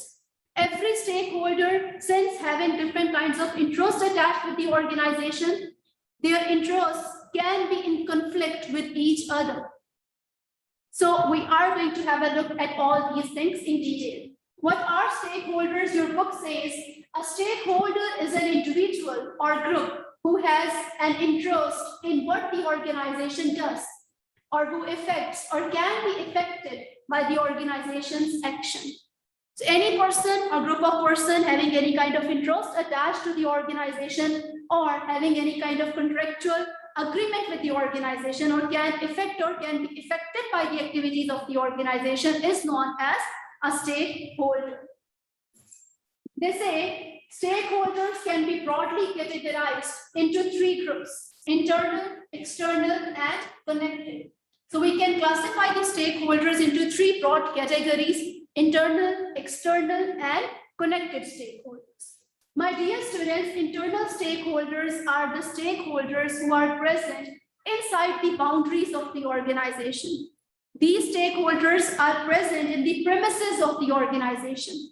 Say, for example, employees. Say, for example, management, directors of the organization. These are the stakeholders who are present inside the boundaries of the organization. Their work is inside the premises of the organization, and they can affect or can be affected by the activities of the organization. So these are internal stakeholders. Like management or directors of the organization are present inside the boundaries of the organization. Which kind of interest do they have in the organization? As being employees, their salary, bonuses, commission, benefits are dependent upon the organization. The employees of the organization, they do have the same kind of interest attached to the organization. They are requiring the information from the organization to work in the premises of the organization. So these both parties are known as internal stakeholders as they are present inside the boundaries of the organization. Now, what your book says about internal stakeholders, these are any stakeholders that are within the organization itself. Their objectives are likely to have a strong influence on how it is run. So the first thing is that these stakeholders are present inside the boundaries of the organization. And the second thing is that whatever they will be doing will be having a strong impact and influence on the organization, because the manager's planning will be having a strong impact on the organization and the employees' work will be having a strong influence on the organization. So the two important stakeholders in the category of internal ones are employees and management. Their expectations and wants can be pay, working conditions, and job security, status, pay, bonus, job security. So these are the interests of these parties which are attached to the organization. Now, my dear students, understanding number 1 is there. Let's quickly do it. Which of the following are correct? Internal stakeholders have little influence over the way an organization is run. Is it so? Do the internal stakeholders have little influence? Strong influence they do have, which we have. Look, in the definition, their objectives are likely to have a strong influence on how the organization is run. So the first statement is not correct. They do not have a little influence, but they have a strong influence. This one is wrong. The needs and expectations of managers and employees will always tend to be the same, as they are both internal stakeholders. Is it so? Since they are internal stakeholders, so their needs and wants will always be the same? No. That is why the conflict arises. The expectations of the managers from the organization may be different to that of the employees. So both the statements are incorrect.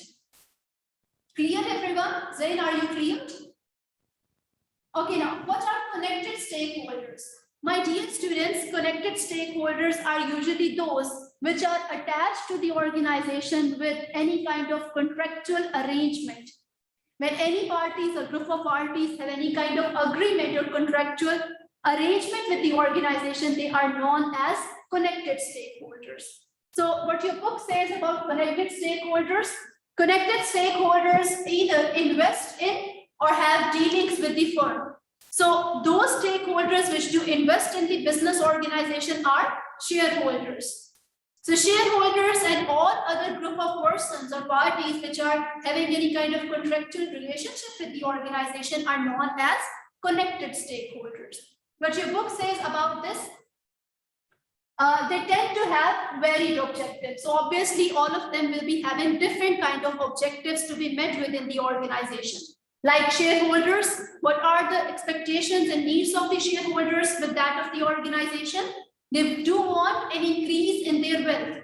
They do want a high return on their investment. They do want dividends from the organization.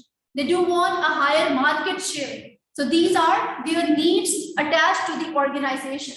Then customers. Customers are also attached to the organization. They do want good quality of the products which are offered to them. They do want good value of money which is offered to them. The money which they are paying to the organization, they do want the quality and the product or service according to that. Then suppliers. Who are suppliers? These are the persons who are supplying something to the organization on credit or on cash terms. What can be their expectations? They do want regular contracts with the organization so that the organization is going to purchase from them in regular manner. They do want their payments to be secured. Whatever organization is purchasing from them, they do want prompt payments for that particular supply. Then finance providers. Finance providers can be any bank authorities or the loan providers who are providing the capital to the organization. So what are their wants? What do finance providers want? They do want their principal amount to be paid in time. They do want regular rate of interest, regular required rate of return from the organization in the form of interest to be paid regularly in time to them. So my dear students, all these types of the stakeholders, shareholders, customers, suppliers, finance providers are connected stakeholders. They are the persons who do invest in the organization or who are attached to the organization with any contractual arrangement. Then there are external stakeholders. These are the stakeholders, my dear students, who do not have any kind of direct link to the organization. They are usually present outside the boundaries of the organization. So they do not have any kind of direct link with the organization, but still do have a capacity to influence the operations of the organization. What your book says about them? These stakeholders tend to not have a direct link to the organization, but can influence or be influenced by its activities. Say, for example, the community, which is present outside the boundaries of the organization, may not have any direct link to the organization, but still they can be affected by the operations of the organization. If organization is having a factory and is producing some pollutants or wastage, which is thrown outside, obviously community is going to be affected by that. The business which the organization is carrying on, the community at large outside the boundaries of the organization will be affected by that. Then we do have environmental pressure groups. There are pressure groups which do want the organizations to work in such a way that environment should not be affected in an adverse manner. So environment protection groups are not going to have any kind of direct link with any such organization, but still will be having an impact on the organizational policies towards environment protection. So they will be influencing the organization. Then government as such do not have any kind of direct link with any business or other non-commercial organization, but still make the policies generally for all the kinds of the organization, which every organization has to follow. So the organizations are going to be affected by the government also. Then trade unions. My dear students, trade unions are the unions made up by certain persons who will be joining their hands in order to, promote some kind of trade or promote some kind of business. They will be joining their hands in order to make the prices of the products low, etc. So these trade unions obviously will be affecting the policies or the working of the organization. So even though they will not be having any kind of direct link with the organization, they will still be affecting the policies and working of the organization. Here is understanding number 2, students. Which of the following would not be described as the connected stakeholder? So which of the following is not a connected stakeholder, my dear students? Customers. Are customers connected stakeholders? Okay. Suppliers? Connected. Okay. Employees? Employees are internal stakeholders. Employees are not connected stakeholders. These are internal stakeholders. Shareholders are connected stakeholders because they do invest in the business. So customers, suppliers, and shareholders are connected stakeholders, and employees are internal stakeholders. Okay, then my dear students, we can classify the stakeholders as primary and secondary stakeholders also. Who are the primary stakeholders? These are the stakeholders, those have a contractual relationship. For instance, employees, directors, and shareholders. So my dear students, we usually say that connected stakeholders and internal stakeholders are going to fall in the category of primary stakeholders. All those stakeholders who are present inside the boundaries of the organization, all those stakeholders who are attached to the business in the form of any kind of contractual arrangement or agreement, having an agreement with the business, are known as primary stakeholders. So those stakeholders which we have classified as internal and connected stakeholders will be known as primary stakeholders. Then we have secondary stakeholders. These are the external stakeholders basically. These are the stakeholders which do not have any kind of direct link to the organization, but still have the capacity to influence the organization and can take the effects from the organization too. Your book says that secondary stakeholders are parties that have an interest in the organization but have no contractual link, such as the public. Any stakeholders in the external category would fall into this group.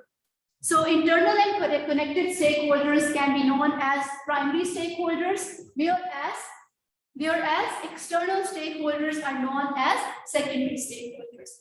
Yes, dear? This is Urdu? It's for admin. Okay. Let me just briefly explain all the thing in Urdu. Stakeholders वो तमाम लोग हैं, वो तमाम group of persons हैं जो कि किसी ना किसी तरह ऑर्गेनाइजेशन से अटैच्ड हैं, किसी ना किसी तरह के कॉन्ट्रेक्चुअल रिलेशनशिप से अटैच्ड है, कोई ना कोई अग्रीमेंट है उनके बीच और ऑर्गेनाइजेशन को इन्फ्लुएंस कर रहे हैं, इफेक्ट कर रहे हैं किसी ना किसी तरह। स्टेक होल्डर्स को हम लोग ब्रॉडली क्लासिफाई करते हैं 3 तरह के ग्रुप्स में। कौन कौन से? Internal, connected and external stakeholders. Internal stakeholders वो हैं जो ऑर्गेनाइजेशन की बाउंड्रीज के अंदर मौजूद हैं, जैसे एम्प्लॉइज और मैनेजर्स। फिर हमारे पास है कनेक्टेड स्टेक होल्डर्स, ये वो स्टेक होल्डर्स हैं जो कि ऑर्गेनाइजेशन से अटैच्ड हैं किसी कॉन्ट्रेक्चुअल रिलेशनशिप की वजह से, और जो स्टेक होल्डर्स ऑर्गेनाइजेशन के अंदर इन्वेस्ट कर रहे हैं ये कौन से हैं? कनेक्टेड स्टेक होल्डर्स है, जैसे कस्टमर्स, सप्लायर्स हो गए, हमारे शेयर होल्डर्स हो गए, ये कौन से हैं? Connected stakeholders. फिर थर्ड कैटेगरी आती है एक्सटर्नल स्टेक होल्डर्स। ये वो स्टेक होल्डर्स हैं जो कि ऑर्गेनाइजेशन की बाउंड्री से बाहर मौजूद हैं। ये ऑर्गेनाइजेशन से डायरेक्टली कोई लिंक नहीं रखते, पर फिर भी ऑर्गेनाइजेशन को इन्फ्लुएंस कर भी रहे हैं और ऑर्गेनाइजेशन से इन्फ्लुएंस ले भी रहे हैं, जैसे कि government, trade unions, community at large, जो लोग इर्द गिर्द रह रहे हैं ऑर्गेनाइजेशन के, वो सारे के सारे कौन से हैं? एक्सटर्नल स्टेक होल्डर्स हैं। फिर हमारे पास आती है second category, second classification, way of classification stakeholders को क्लासिफाई करने के लिए, वो है primary and secondary stakeholders. Primary stakeholders वो हैं जो कि ऑर्गेनाइजेशन से किसी ना किसी का कॉन्ट्रेक्चुअल, कोई ना कोई कॉन्ट्रेक्चुअल रिलेशनशिप रखते हैं, जैसे कि internal and connected stakeholders. जो हम लोगों ने classification internal and connected stakeholders में पढ़ी थी वो प्राइमरी स्टेक होल्डर्स में आती है। उसके बाद सेकेंडरी स्टेक होल्डर्स, जो हमने क्लासिफिकेशन पढ़ी थी एक्सटर्नल स्टेक होल्डर्स की, वो सेकेंडरी स्टेक होल्डर्स कहलाते हैं। ये वो स्टेक होल्डर्स हैं जो ऑर्गेनाइजेशन से कोई ना कोई डायरेक्ट लिंक नहीं रखते, कोई कॉन्ट्रेक्चुअल अरेंजमेंट नहीं होता, पर फिर भी ऑर्गेनाइजेशन को इन्फ्लुएंस कर भी सकते हैं और ऑर्गेनाइजेशन से इन्फ्लुएंस ले भी सकते हैं। Clear now? Everyone clear? Zaid, do you understand Urdu? Can you understand? Okay. Now we are going to have a look at the stakeholders conflict. Now, my dear students, with the passage of time, when the stakeholders, different kinds of stakeholders do have different kinds of demands and expectations from the organization, their demands and expectations can coincide with each other. इनके दरमियान conflict arise हो सकता है, एक stake holder कुछ मांग रहा है, दूसरा स्टेक होल्डर कुछ एक्सपेक्ट कर रहा है, तो इनके दरमियान में एक कन्फ्लिक्ट, एक लड़ाई पैदा हो सकती है, कॉन्ट्रडिक्शन पैदा हो सकती है। So this is known as a stakeholder conflict. Whenever the demands and expectations of different stakeholders are coinciding or contradicting with each other, this is known as a stakeholder conflict. Say for example, managers of the organization do want an increase in their bonuses and increase in their commissions and increase in their benefits. On the other hand, shareholders do want their wealth to be saved and hence increased in the future. So both of their expectations are going into two different ways and they can have a conflict with each other. Employees do want their salaries to be coming in time because they do have the families to be supported. But on the other hand, management do want to delay their salaries since they do want the working capital in the organization. So both of the conflicts, both of the expectations are going to bring the conflict in the organization. So there can be the conflict among the choices, among the demands and expectations of the different stakeholders. They say an organization can have many different stakeholders, all with different needs. Inevitably, these needs of some stakeholders will come into conflict with the needs of the others. Some of the most common conflicts include employees versus managers, and the conflict can be job wages versus bonus, cost efficiency. Customers versus shareholders. Customers do want product quality and service levels versus shareholders do want their profits and dividends. General public versus shareholders.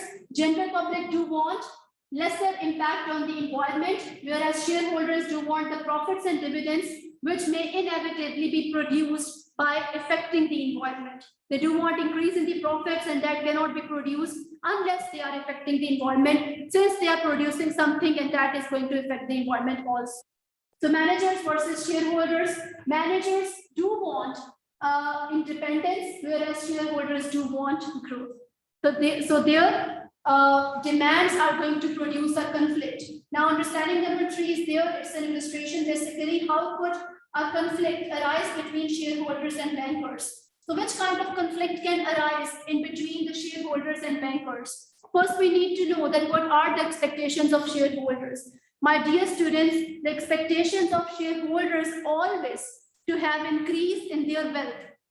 Shareholders की एक demand organisation से जो हमेशा रहती है वो ये है कि जो उन्होंने पैसा इन्वेस्ट किया है वो वक्त के साथ साथ ग्रो करे, वो उसी जगह पे स्टेगनेंट ना रहे, एक ही जगह पे वेकेंट ना रहे, बल्कि उसके अंदर ग्रोथ हो. That you do want their wealth to be growing with the passage of time. They do want the market share to be increased with the passage of time. So their demand is increase in their wealth, whereas the bankers do want the amount which they have invested in the organization or given their amount as the loan to the organization to be returned in time. Shareholders do know that if they are going to return all of the loan in time, then working capital is going to be difficultly arranged. So that is why their conflicts of demands can occur. So now in the organizations, my dear students, when organizations do know that the conflict in the demands of different stakeholders can arise, they have to manage the conflict. Organizations को ये पता होता है कि different stakeholders के दरमियान contradiction arise होगा, उनके conflicts को in time manage करना है. इस conflict को manage करने के लिए to manage this conflict, they do map stakeholders. They do map the stakeholders on a certain page. एक पेज लेंगे बड़ा सा, एक बोर्ड लेंगे बड़ा सा, उसके ऊपर stakeholders को properly map करेंगे. That this is the list of our stakeholders. What are their demands from the organization? What are the conflicts which are going to arise? And then how are we going to resolve it? This is known as a stakeholder mapping. One way to map up the stakeholders is known as Mendelow's power interest mix. Mendello has been a management theorist. He gave us an opportunity to map the stakeholders in such a way that the conflicts can be resolved by following a particular strategy. This is known as Mendelow's power interest matrix. This matrix is shown in this manner. This has been given to us by Mendello. He told us that we can map up the stakeholders in this manner so that we can particularly know that to which group of stakeholders, which amount of focus needs to be exerted. So on the top, if you can see, the level of interest is given. On the left side, level of power is being given. So it is according to the stakeholders' interest in the organization and the level of power which they are able to exert in the organization. तो मेंडेलो ने हमें बताया कि हम लोग stakeholders की mapping इस matrix के थ्रू कर सकते हैं, जिसमें हम लोग टॉप पे देखेंगे कि लेवल ऑफ इंटरेस्ट कितना है stakeholders को ऑर्गेनाइजेशन के अंदर, कितना इंटरेस्ट रखते हैं वो ऑर्गेनाइजेशन की एक्टिविटीज के अंदर, और हम लोग ये देखेंगे कि कितना लेवल ऑफ पावर उनके पास है, कितनी हद तक वो ऑर्गेनाइजेशन को इफेक्ट कर सकते हैं और इन्फ्लुएंस कर सकते हैं. So on the top we have level of interest, on the right, on the left side we do have level of power.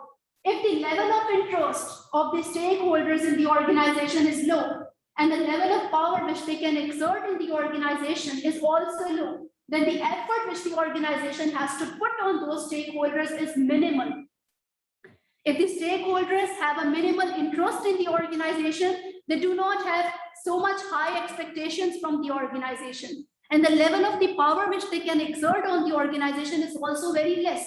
Then the effort which the organization has to put on those stakeholders to make them satisfied is the minimal.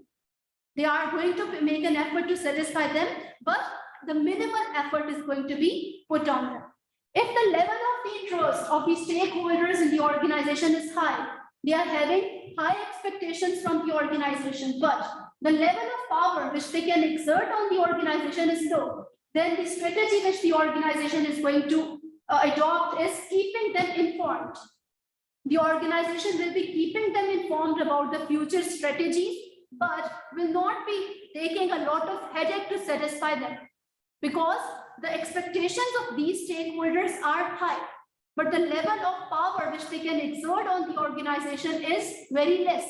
Say, for example, trade unions, you can say. So the organization or environmental pressure groups, these are the ones who do need to be informed about the strategies of the organization, or the community at large. These are the ones who will be informed about the policies and strategies of the organization, but the influence which they can exert on the organization is low. If the interest of the stakeholders in the organization is low, but the level of power which they can exert on the organization is high, then they have to be kept satisfied. The organization cannot ignore them. Say, for example, that large group of customers, individually they may have the little interest in the organization, but because they are large in number, they can influence the organization at a much higher level. Same is the case with the suppliers. Individually, maybe the suppliers one by one, they are giving the products, lesser products to the organization, having short or small contracts with the organization, but collectively they can influence the organization at a very large scale. So for these stakeholders, the policy is to keep them satisfied. If the stakeholders are having a high level of interest in the organization and have a high level of power in the organization also, then they are the key players. Like, say, for example, government, taxation authority, shareholders, management of the organization. They have the high interest, they have the high level of power in the organization. So they are the key players. They will be satisfied at any cost. So this is the matrix which is given to us by Mendello in order to map up the stakeholders so that all of the stakeholders of the organization can be known, they can be plotted up, and then further focus can be made in order to satisfy them. Got it? Is everyone cleared? Mariam, are you cleared now? Sure?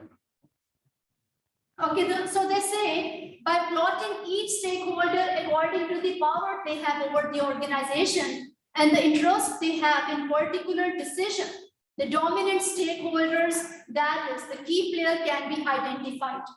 The needs of the key players must be considered during the formulation and evaluation of new strategies. The key players will be getting the highest influence in the organization. Okay, now my dear students, understanding number 4 is there. A detailed scenario is given. The requirement of the question is state the appropriate strategy from Mendello matrix for each of the following stakeholders. My dear students, have a look at this Mendello matrix. If you want to write it down, you can. On the top, level of interest, low and high.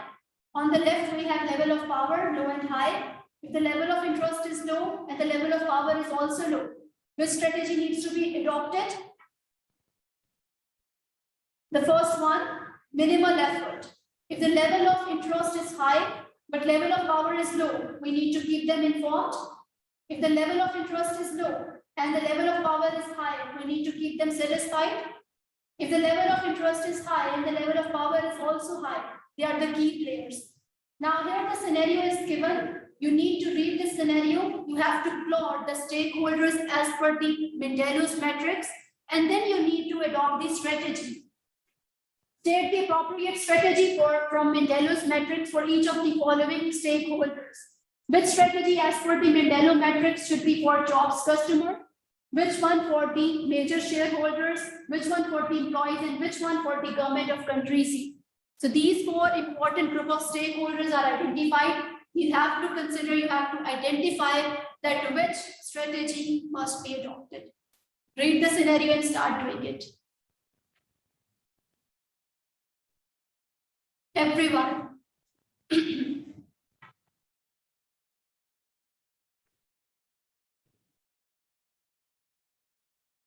See that what is the level of interest for each group of stakeholders? What is the level of interest and what is the level of power of each stakeholder?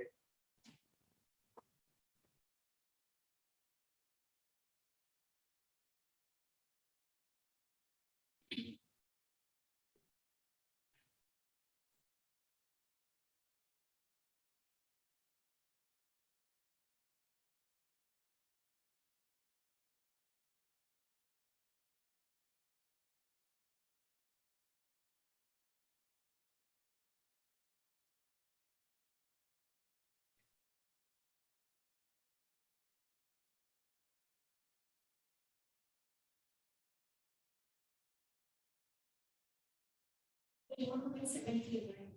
Sorry? 170, right? Yes, 100%.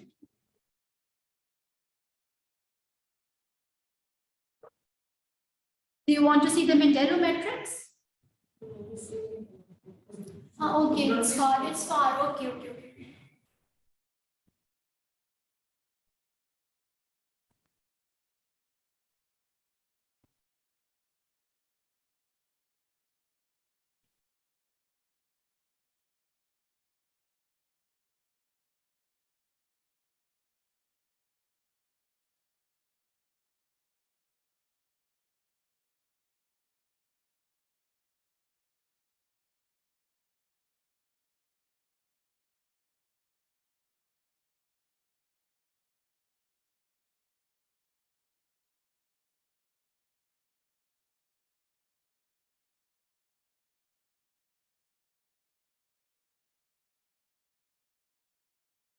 Please first make the Mendelo matrix, plot all of the stakeholders, and then see.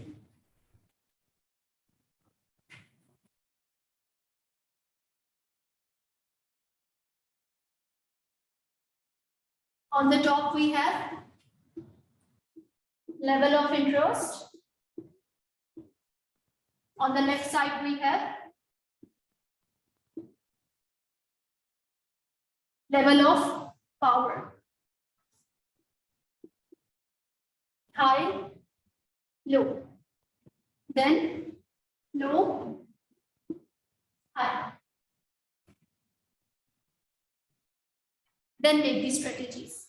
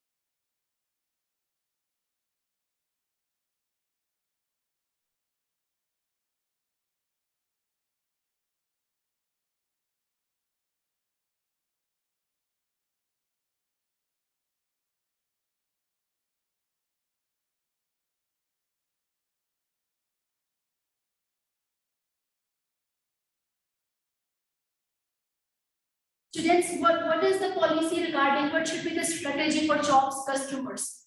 For jobs customer, only in the last paragraph there is information.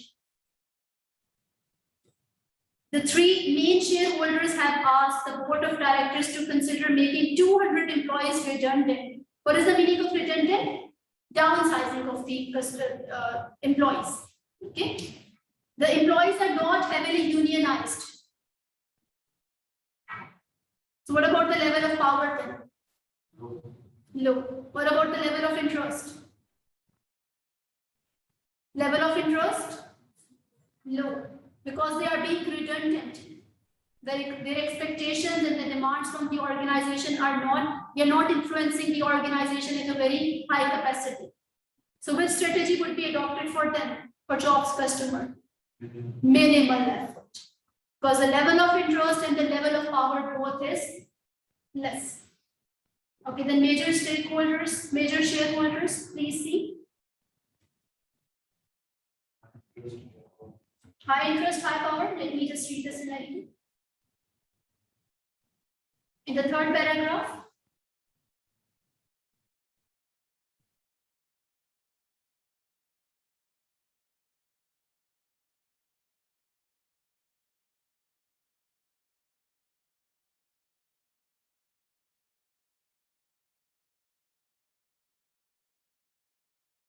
okay. Yes, in the third paragraph, this has anchored the company's three shareholders, who each own around 20% of the job's share capital. The remainder is owned by the public. So it means that the level of power with shareholders is high. The three main shareholders have asked the board of directors to consider making 200 employees redundant. High trust, high power. What are these? Okay. Okay, see about employees.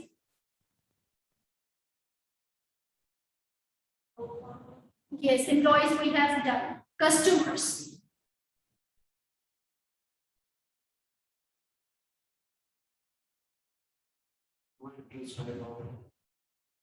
Customers, okay, let me just read.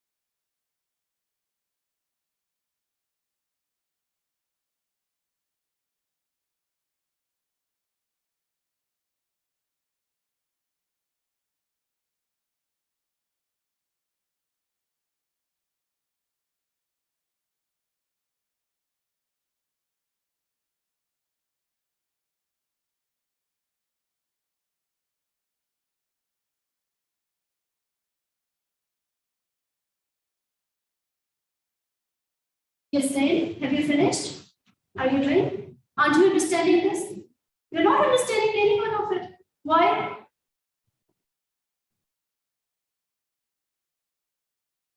Are you feeling sleepy? Then what happened? You're not understanding any out of it. Nothing. Are you a business student?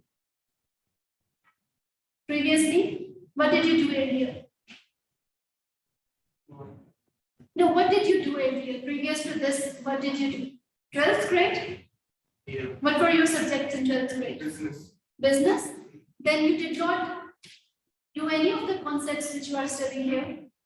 Stakeholders, it's an older term which you might have studied in your 12th grade also. Try to do it.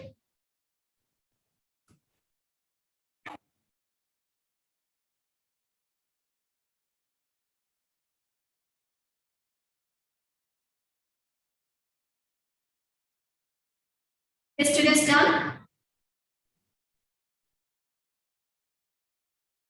Have you plotted all of the share of stakeholders? Have you plotted them all? Okay, in which block are the customers? Low interest, high power? Low interest, high power customers? Why? From where have you identified that the customers have low interest, high power?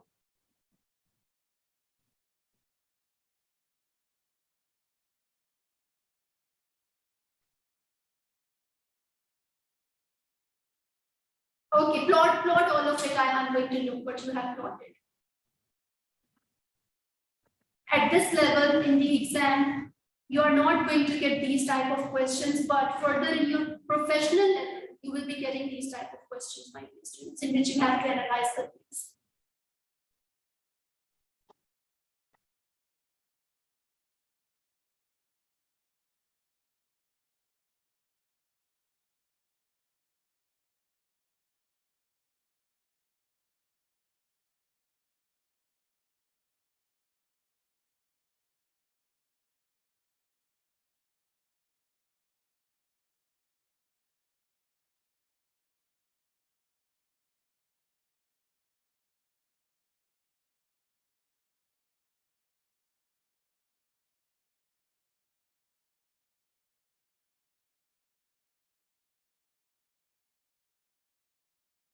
What about the major state shareholders? What about the employees? Rabia, what is the strategy for jobs customers?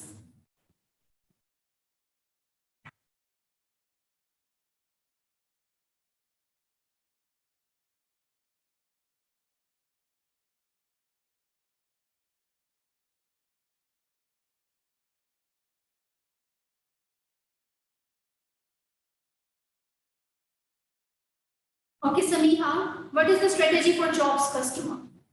Is it what strategy you have told? Government, okay. Government usually is having a capacity to put high pressure on the organizations. They are in a position. Their interest increases in the organization, it becomes very high because they are the parties who have to take taxation from the organizations. And they can pressurize the organizations in any way. They can make the policies, etc. for the organizations. So see from the scenario, do they have the high level of interest and high level of power? Or what is it? Sorry? Replace two parties in the same block. Comment? Replace two parties in the same block, like yes, whatever you want, you can. Later we are going to discuss. Whatever you think, you can. I'm just asking about your views.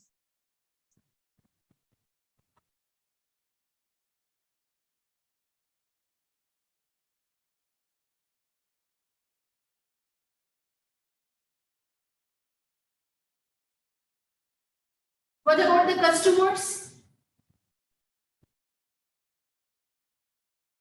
Jobs Limited is a forestry business which leases several large woodlands from the central government of country Z. It currently employs 2,000 members of the staff across the country. Here, in the first line, they are writing about government. Job Limited is a forestry business which leases several large woodlands from the central government of country C. So the level of the interest which the government would be having in the operations of this company would be high because they are going to take the lease payments. Interest is high. Job suppliers, over 300 small businesses with wood across country Z. However, recently its profitability has been poor and it has been struggling to pay any dividends. Okay, so dividends are in struggle. It means that the shareholders do not have any kind of high expectations from the organizations. Otherwise, the dividends would have been higher for them. Got it? What is the major expectation of the shareholders from the organization? They do want increase in their wealth. But over here, their wealth, the return on the shares is not being given to them. They say that they are annuitants. This has anchored the company's three shareholders who each own around 20% of the job's share capital. It means that they are major shareholders. The power which they are having is high. But the interest which they have in the organization because of the dividend, it's low. Getting it now? If the dividend is also high, it means that the company is paying a lot of attention for their return to be fulfilled. If this only line has been given that this has has anchored the company's three shareholders who each own around 20% of the job's share capital, then we can say that their power is also high, maybe their level of interest is also high. But because of the line just given above, recently the profitability has been poor and has been struggling to pay any dividends. It shows that the level of interest expectation fulfilled by the company towards the shareholders is low. So interest is low and their power is high. See about it then. For the government, interest is also high, power is also high. For major shareholders, interest is low, power is high. Okay, now look for the employees.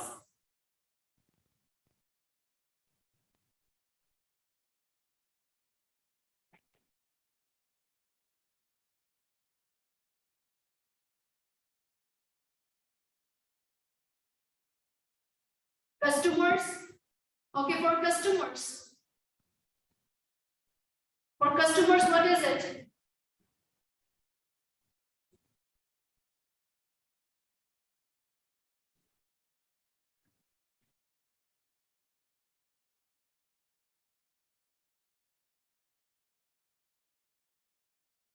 The customers are not at all even mentioned. Have they mentioned customers anywhere? Nowhere.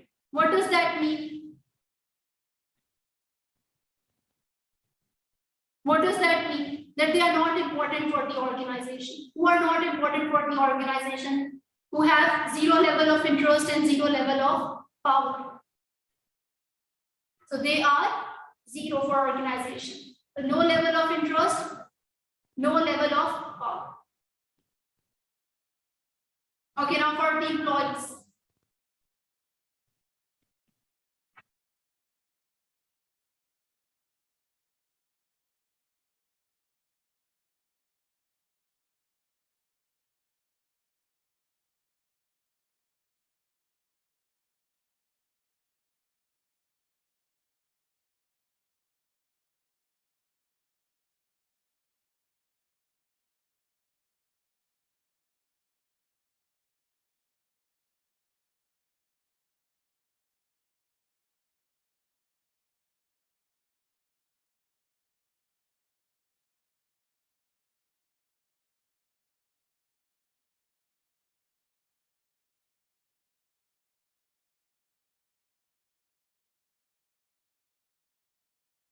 Yes, for employees, what is the level of interest? What is the level of power? Level of power is, can you see the last paragraph? The employees are not heavily unionized. The level of power is low. What about the level of interest? Level of interest is high. Why the level of interest high? Which term is telling you? Which sentence is telling you that their level of interest is high?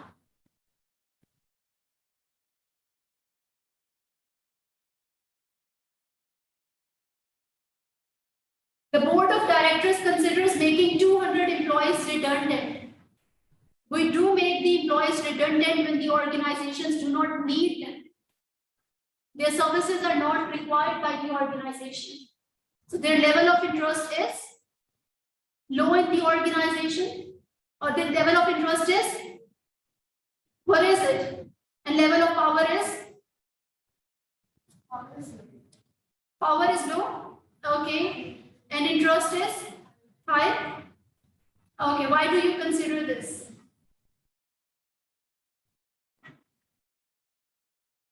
Okay, maybe you are right. You are right, maybe. Maybe Afaq is right. But which term is telling you to think that the level of interest is high and the level of power is low? Level of power is low because the employees are not heavily unionized. You agree to that. But why the level of interest is high?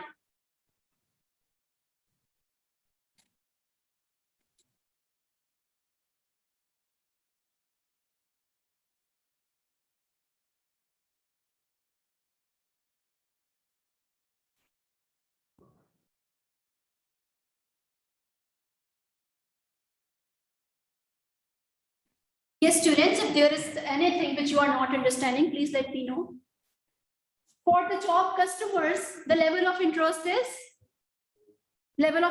low. Why the level of interest is low for customers? They are not even mentioned. And what about their level of power?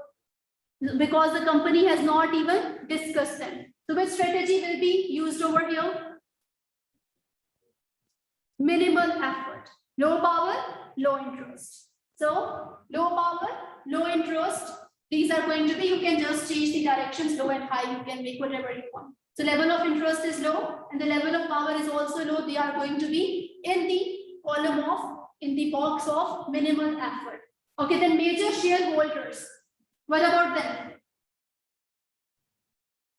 What strategy should be made for them? What strategy have you made for them? No, but what is the strategy which you have made for them? There are 4 strategies for metrics: minimal effort, keep informed, keep satisfied, and key players. So what is the strategy for major shareholders which you have made? Keep satisfied. Why is it so? Low interest, high power. Low interest they have, and they have high power. Why do they have low interest?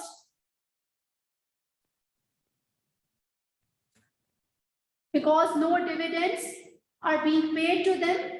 They are in struggle. And what about the power? They have high power because they have to be kept satisfied. So why they have high power? Which statement has shown you that they have a high power? Because 3 shareholders are having 20% each of the total share capital. Got it? So the level of interest, the expectations which are being fulfilled from the company side are low, and the level of power which they are exerting in the company is high. So what are they? They are going to be kept satisfied. What about the third case? Employees. They are being made redundant. And then what is the strategy which you have made for them? Hizar, what is the strategy you have made for them? Employees. Kept satisfied. Minimal effort. Keep informed. Key players, customers. Oh, sorry, employees. Key customers, key players. High level of interest and high level of power. Okay, why is it so? Okay, I agree. Employees do have, they are the key players. Why? Why is this so? It means that they have the high level of interest and high level of power. So which statement is telling you that they have high level of interest in the organization?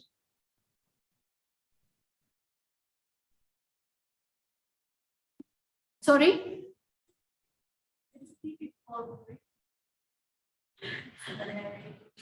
Okay, so instead of this, okay, ACCA says keep them informed. Why? Why should we keep them informed? In which particular block they are present, to which we have to be informed. Informing. To which particular individuals to be informed? Yes, Hizar? Which group of stakeholders do we inform? Which are kept informed? Which group of stakeholders are kept informed, students? It's written level of interest, high, level of power, low. So according to AFAG, the employees of the company do have a high level of interest and a low level of power. Okay, why there is a low level of power?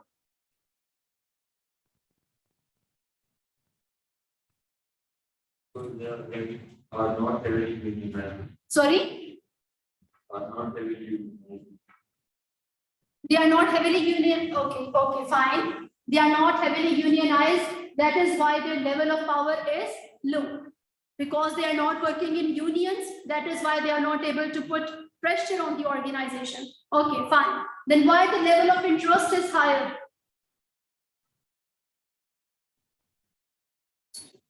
Which line is particularly telling you that the level of interest is high? Because you say that they have to be kept informed. So for keeping them informed, the level of interest should be high. Okay. So, okay, I agree. The employees are not heavily unionized, so that is why the level of power is low. But why the level of interest is high? It currently employs 2,000 members of the staff across the country. This line is regarding employees. Is it telling you that their level of interest is high? 2,000 employees across the country. Okay. Then there is nothing about the employees anymore. And in the last line, they have made 200 employees redundant. The employees are not heavily unionized. So because they are having a heavy amount of employees around the world, around the country, 2,000 employees are there, out of them 200 are made redundant. Around 10% are being made redundant. So that is why their level of power is less, but their level of interest is high. The strategy will be, which strategy will be for employees? Keep them informed. So Samiha, you were telling that this is key players, employees, their level of interest is high and their level of power is also high. If their level of power would have been high, then if they would have been made redundant, they have made some kind of action against that.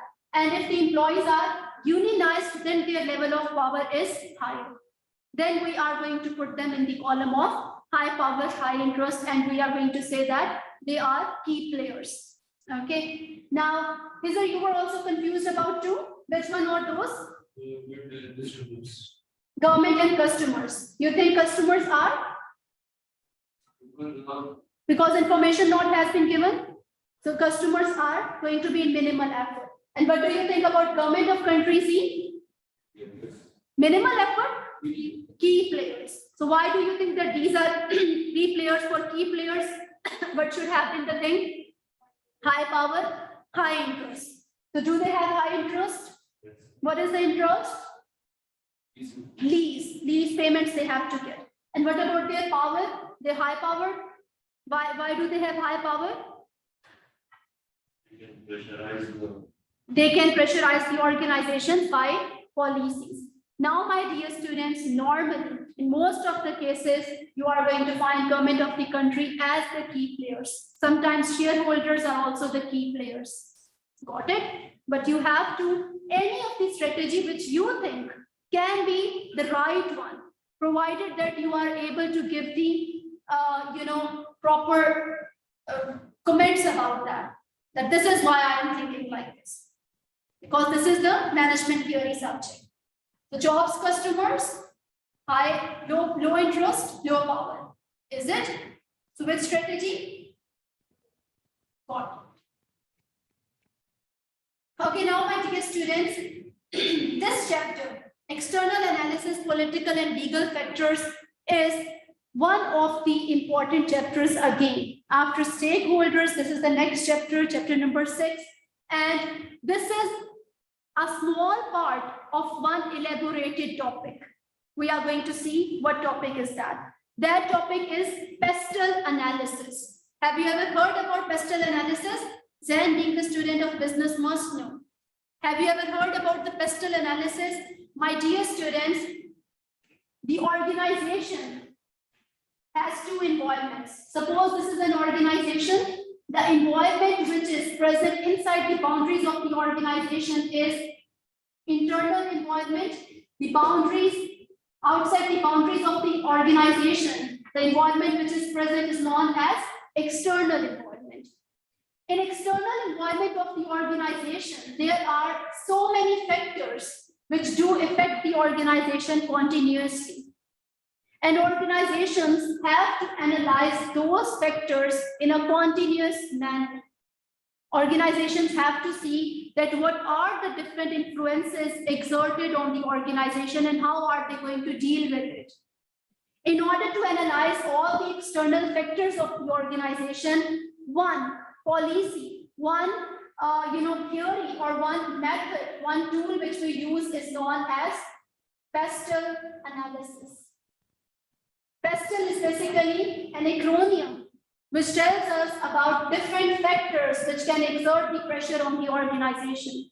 P stands for political factors, E stands for economical factors, S stands for social factors, T stands for technological factors, L stands for legal factors, and E stands for environmental factors.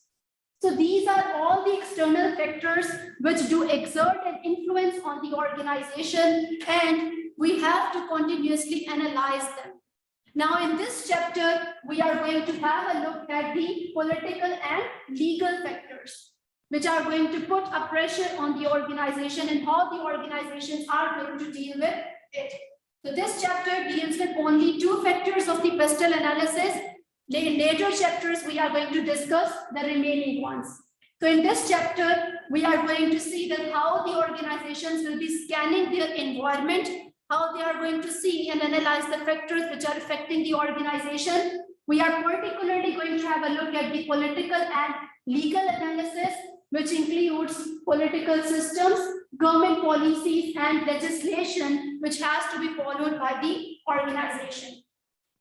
So here they are just telling us that pestle analysis is one of the tools which helps us to analyze the factors in the outside of the organization. So they say, in order to fully understand an organization, we need to examine the environment that it operates in. That is outside the boundaries of the organization, whatever factors are present. Essentially, we need to learn about the world around it. Okay, this analysis should include the following factors: political and legal factors, which are going to be covered in this chapter, economic factors, social or demographic factors. What is demography? Demography, students? I have asked in the previous lecture also. Every person has a vote. Has a? No, that is in the last lecture also you people told the same thing. That is democracy. Demography is the distribution of people. Distribution of the people into different areas of the country as per the different categories. As per the age, we can classify the group of people. As per the areas in which they are residing, we can classify the people. This is known as demography, the way in which we classify the persons in the population. So social or demographic factors we are going to analyze. We are going to discuss about the technological factors. So up till here, it is known as a pest analysis. It has been known as a pest analysis, but because further factors are also included in this analysis, now it has become pestle analysis. As you can see, they are writing it over here, that now it has become pestle analysis. My dear students, if we do see that different factors around us do put an exertion, do put the influence on the organization, how are they going to put or exert an influence on the organization? For political factors, if we do see, that is the fuel tax, the fuel which the organization is going to use, there will be a tax on it, and in this way the politics of the organization or the government of the country in which the organization is operating is going to exert an influence on the policies of the organization. The expensive the fuel is, the more pressure on the organization will be built up. Then government steps to reduce pollution from lorries. If the government is going to put any kind of blockage that this is the limit for CO2 emissions from the organization, then the organization's practices will be limited up to the certain extent. So for CO2 emissions, carbon dioxide emissions, the governments do put blockage sometimes or most of the times. And afterwards, if the organizations are going to cross that particular limit, the heavy taxes are going to be levied on the organization. So in this way, again, the government and the government policies are going to affect the practices of the organization. Then congestion charges in cities. Organizations are going to put the charges if the organizations are having a lot of employees and are having a lot of pollution, etc., bringing the congestion in the environment. So again, the taxes are going to be levied, especially in UK. Maybe in the underdeveloped countries, we do not have the policies and politics in this regard, or the government policies are not working in this regard, but in Europe, in UK especially, we do have stringent policies in this regard. Then plans to build new roads. As a part of the government infrastructure policies, new roads, bridges can be built up, which are going to affect the policies of the organization and strategies of the organization too, because the organizations may need some goods to be delivered from one place to the another one. If the government is having a policy to improve the infrastructure, bridges are going to be made, some roads are going to be made, obviously organizations are going to be affected by that. Then road blockades due to strikes. Obviously, when the politicians of the country are not dealing well, there can be strikes because the persons are not happy from the government. There can be blockades and the roads are going to be blocked, strikes are going to be there, employees are not going to be working, there will be crowd everywhere, and the organizations are going to be affected. My dear students, political factors are going to affect the organizations mainly when the political environment is not stable, especially in the countries where there is a democracy and the persons do have this fear in their mind that the government would not be able to lead for full 5 years. The government is going to collapse before 5 years. Then there will be an environment of what we can say, a crowd will be everywhere. There will be strikes and everything is going to be going on in this kind of a way. So the organizations are not going to work in a better way when the government is not stable. So political environment has to be stable if the organizations have to be flourishing. Moreover, the policies which are being made by the government have to be implemented if they will be getting a time of at least 5 years. If there is an instability and the people do know, especially the organizations do know that the government may collapse, they will not be, finding a solution for not following the policies made by the existing government. They will not be happy to follow the policies of the existing government because they do have this thing in their mind that if they start following the policies of the government may collapse and new policies are going to be in place then there is no use of following the policies of the existing government. So the government or the political environment of the country in which the organization is placed in is going to adverse the organization adversely. It's going to affect the organization adversely if it is not stable one. Now, economic factors, all the money-related factors, money and money-related factors are known as economical factors. What are the economical factors? What is the normal gross domestic product in the country? GDP. What is GDP, my dear students? It is the gross domestic product. And what is gross domestic product? The total income of the country, the total earning of the country, we can say, okay? What is the per capita income? Say, for example, what is the amount being earned by, on average, by each and every individual of the country? So these economic factors and how the persons are earning in the country is going to affect the operations of the organization also. In setting up the price, in setting up the selling price, the economic position of the country has to be seen. It is going to affect the exports and imports of the country company as well. The organization's export and import is also going to be affected by the economic situation of the country. If the per capita income in the country is very lesser, it means that the persons are not able to afford the products which are having a high selling price. If the per capita income is higher, then it means that the organization may have a liberty to produce the expensive products. So economic factors, predicted car numbers and usage would affect likelihood of the traffic jams and hence, economic state of the economy, a downturn would result in less trade. Fuel is a major cost, so oil price movements will be seen as significant. Most hauliers borrow to purchase trucks, so a rise in interest rates would increase costs. So my dear students, when the interest rates do increase in a country, can anyone tell me? When does the interest rates increase in the country? When there is an inflation. When the inflation is present in the country, the government wants to absorb back the money from the people. What is inflation? When the money flow is very common, the value of the money is getting decreased. The value of money is getting less. So high interest rates are going to be levied, so the money can become, can return back to the government. So again, the economic position of the country is going to be seen when any kind of new policies have to be made by the company, and economic factors are going to affect the operations of the company as well, operations of the organization. Now, social factors. What are the social factors? What can be the social factors?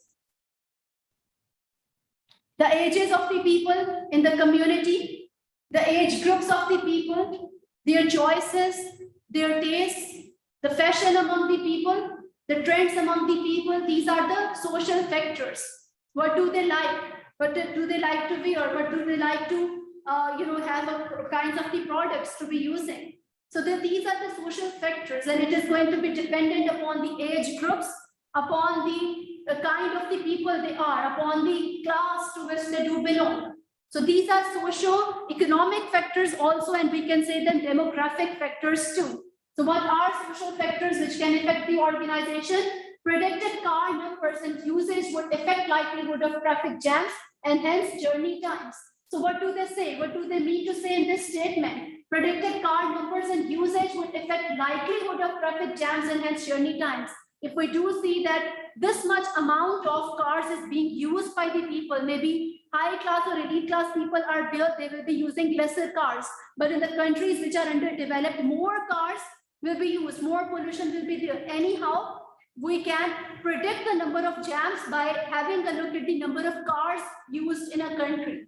And more the people are, more the number of cars will be there. So this is the social factor. Then public concerns over safety could result in lorries being banned from certain routes or reductions in speed limits. Now, my dear students, sometimes socially the people of such thought that they do want a secure road.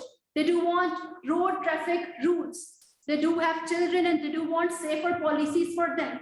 So in that case, if the people of this thinking are present in a country, then obviously the traffic is going to be governed in a well manner. And we will be having reduction in the, we will be having, certain lorries banned in the certain routes because the people are of such nature. Then technological factors.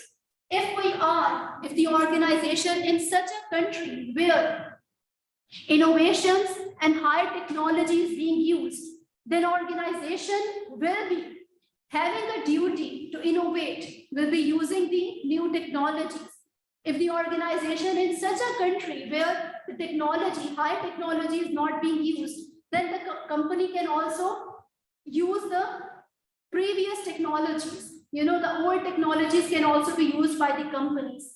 Say, for example, in the underdeveloped countries, maybe the older technologies are still being used because the organizations are still in the country which are in third world up till now. But the companies which are in Europe or in the developed countries, over there, the technological factors are going to be putting a pressure on the company to innovate and to use the advanced technology. So the technological factors will also be exerted on the operations of the company. They say development in route planning software, anti-theft devices, tracking systems to monitor driver hours, development in tied technology. So whatever is happening outside the boundaries of the organization in technological era, then that is also going to put an exert on the company's policy. Then competitive. Okay, outside the boundaries of the organization, if there is a high competition, although it is not in the Pestle analysis, but still they have put it in the case of pressures which are going to be exerted on the organization. So the competition which is present outside the boundaries of the organization is also going to put a pressure on the operations of the organization. Say, for example, if there are high number of competitors outside the organization, what would be the company's basic strategy then? To have some competitive advantage which will give the plus point to the organization itself. To add some added value to the products or services which can attract the customers towards the organization. Or bringing the price to such a level that the customers are going to be attracted towards the company and are going to leave the competitors. So competitive rivalry outside the organization in the boundaries of the organization is also going to exert the influence of the operations of the organization. As they say, competitive rivalry from hauliers, threats from substitutes. What are substitutes, students? Substitutes. You know this common term. A substitute product. For this marker, what is a substitute product which can be used in the place of this marker also? Pen, pencil. So the product which can be used in a place of one product is known as its substitute. For juice, there can be a Coca-Cola, etc. So these are the substitutes. So they say threats from the substitute is also a competitive rivalry which can be increased. Threats of the new firms entering in the market. So whatever competitive rivalry, how much capacity of the competitive rivalry is present outside the organization is also going to influence the practices of the organization. No one told me that the class time is over. I was waiting to this one. Okay. I was thinking that it's just 12:15. Okay, students, we are going to continue from here in our next lecture. So we had a quiz also, but the time is up. Okay, anyhow, please do revise all of the things because I just want you to revise the exam kit meanwhile. As we are finishing our syllabus, I do want the exam kit to be done meanwhile, okay? Anyhow, in January, we are going to do the practice also. So this is all for today, students. In next week, we are going to continue from. And I will be sending you the slides in the evening then. Okay, because the slides are in my laptop. I forgot to save them in my USB. Thank you, ma'am. My students, this is all for today. Yes, ma'am. Thank you. If anyone is having any questions, please let me know. Yes, Mariam? Yes. Can you please explain this time before? Sure. Wait. If other students do not have any confusions, you can post it.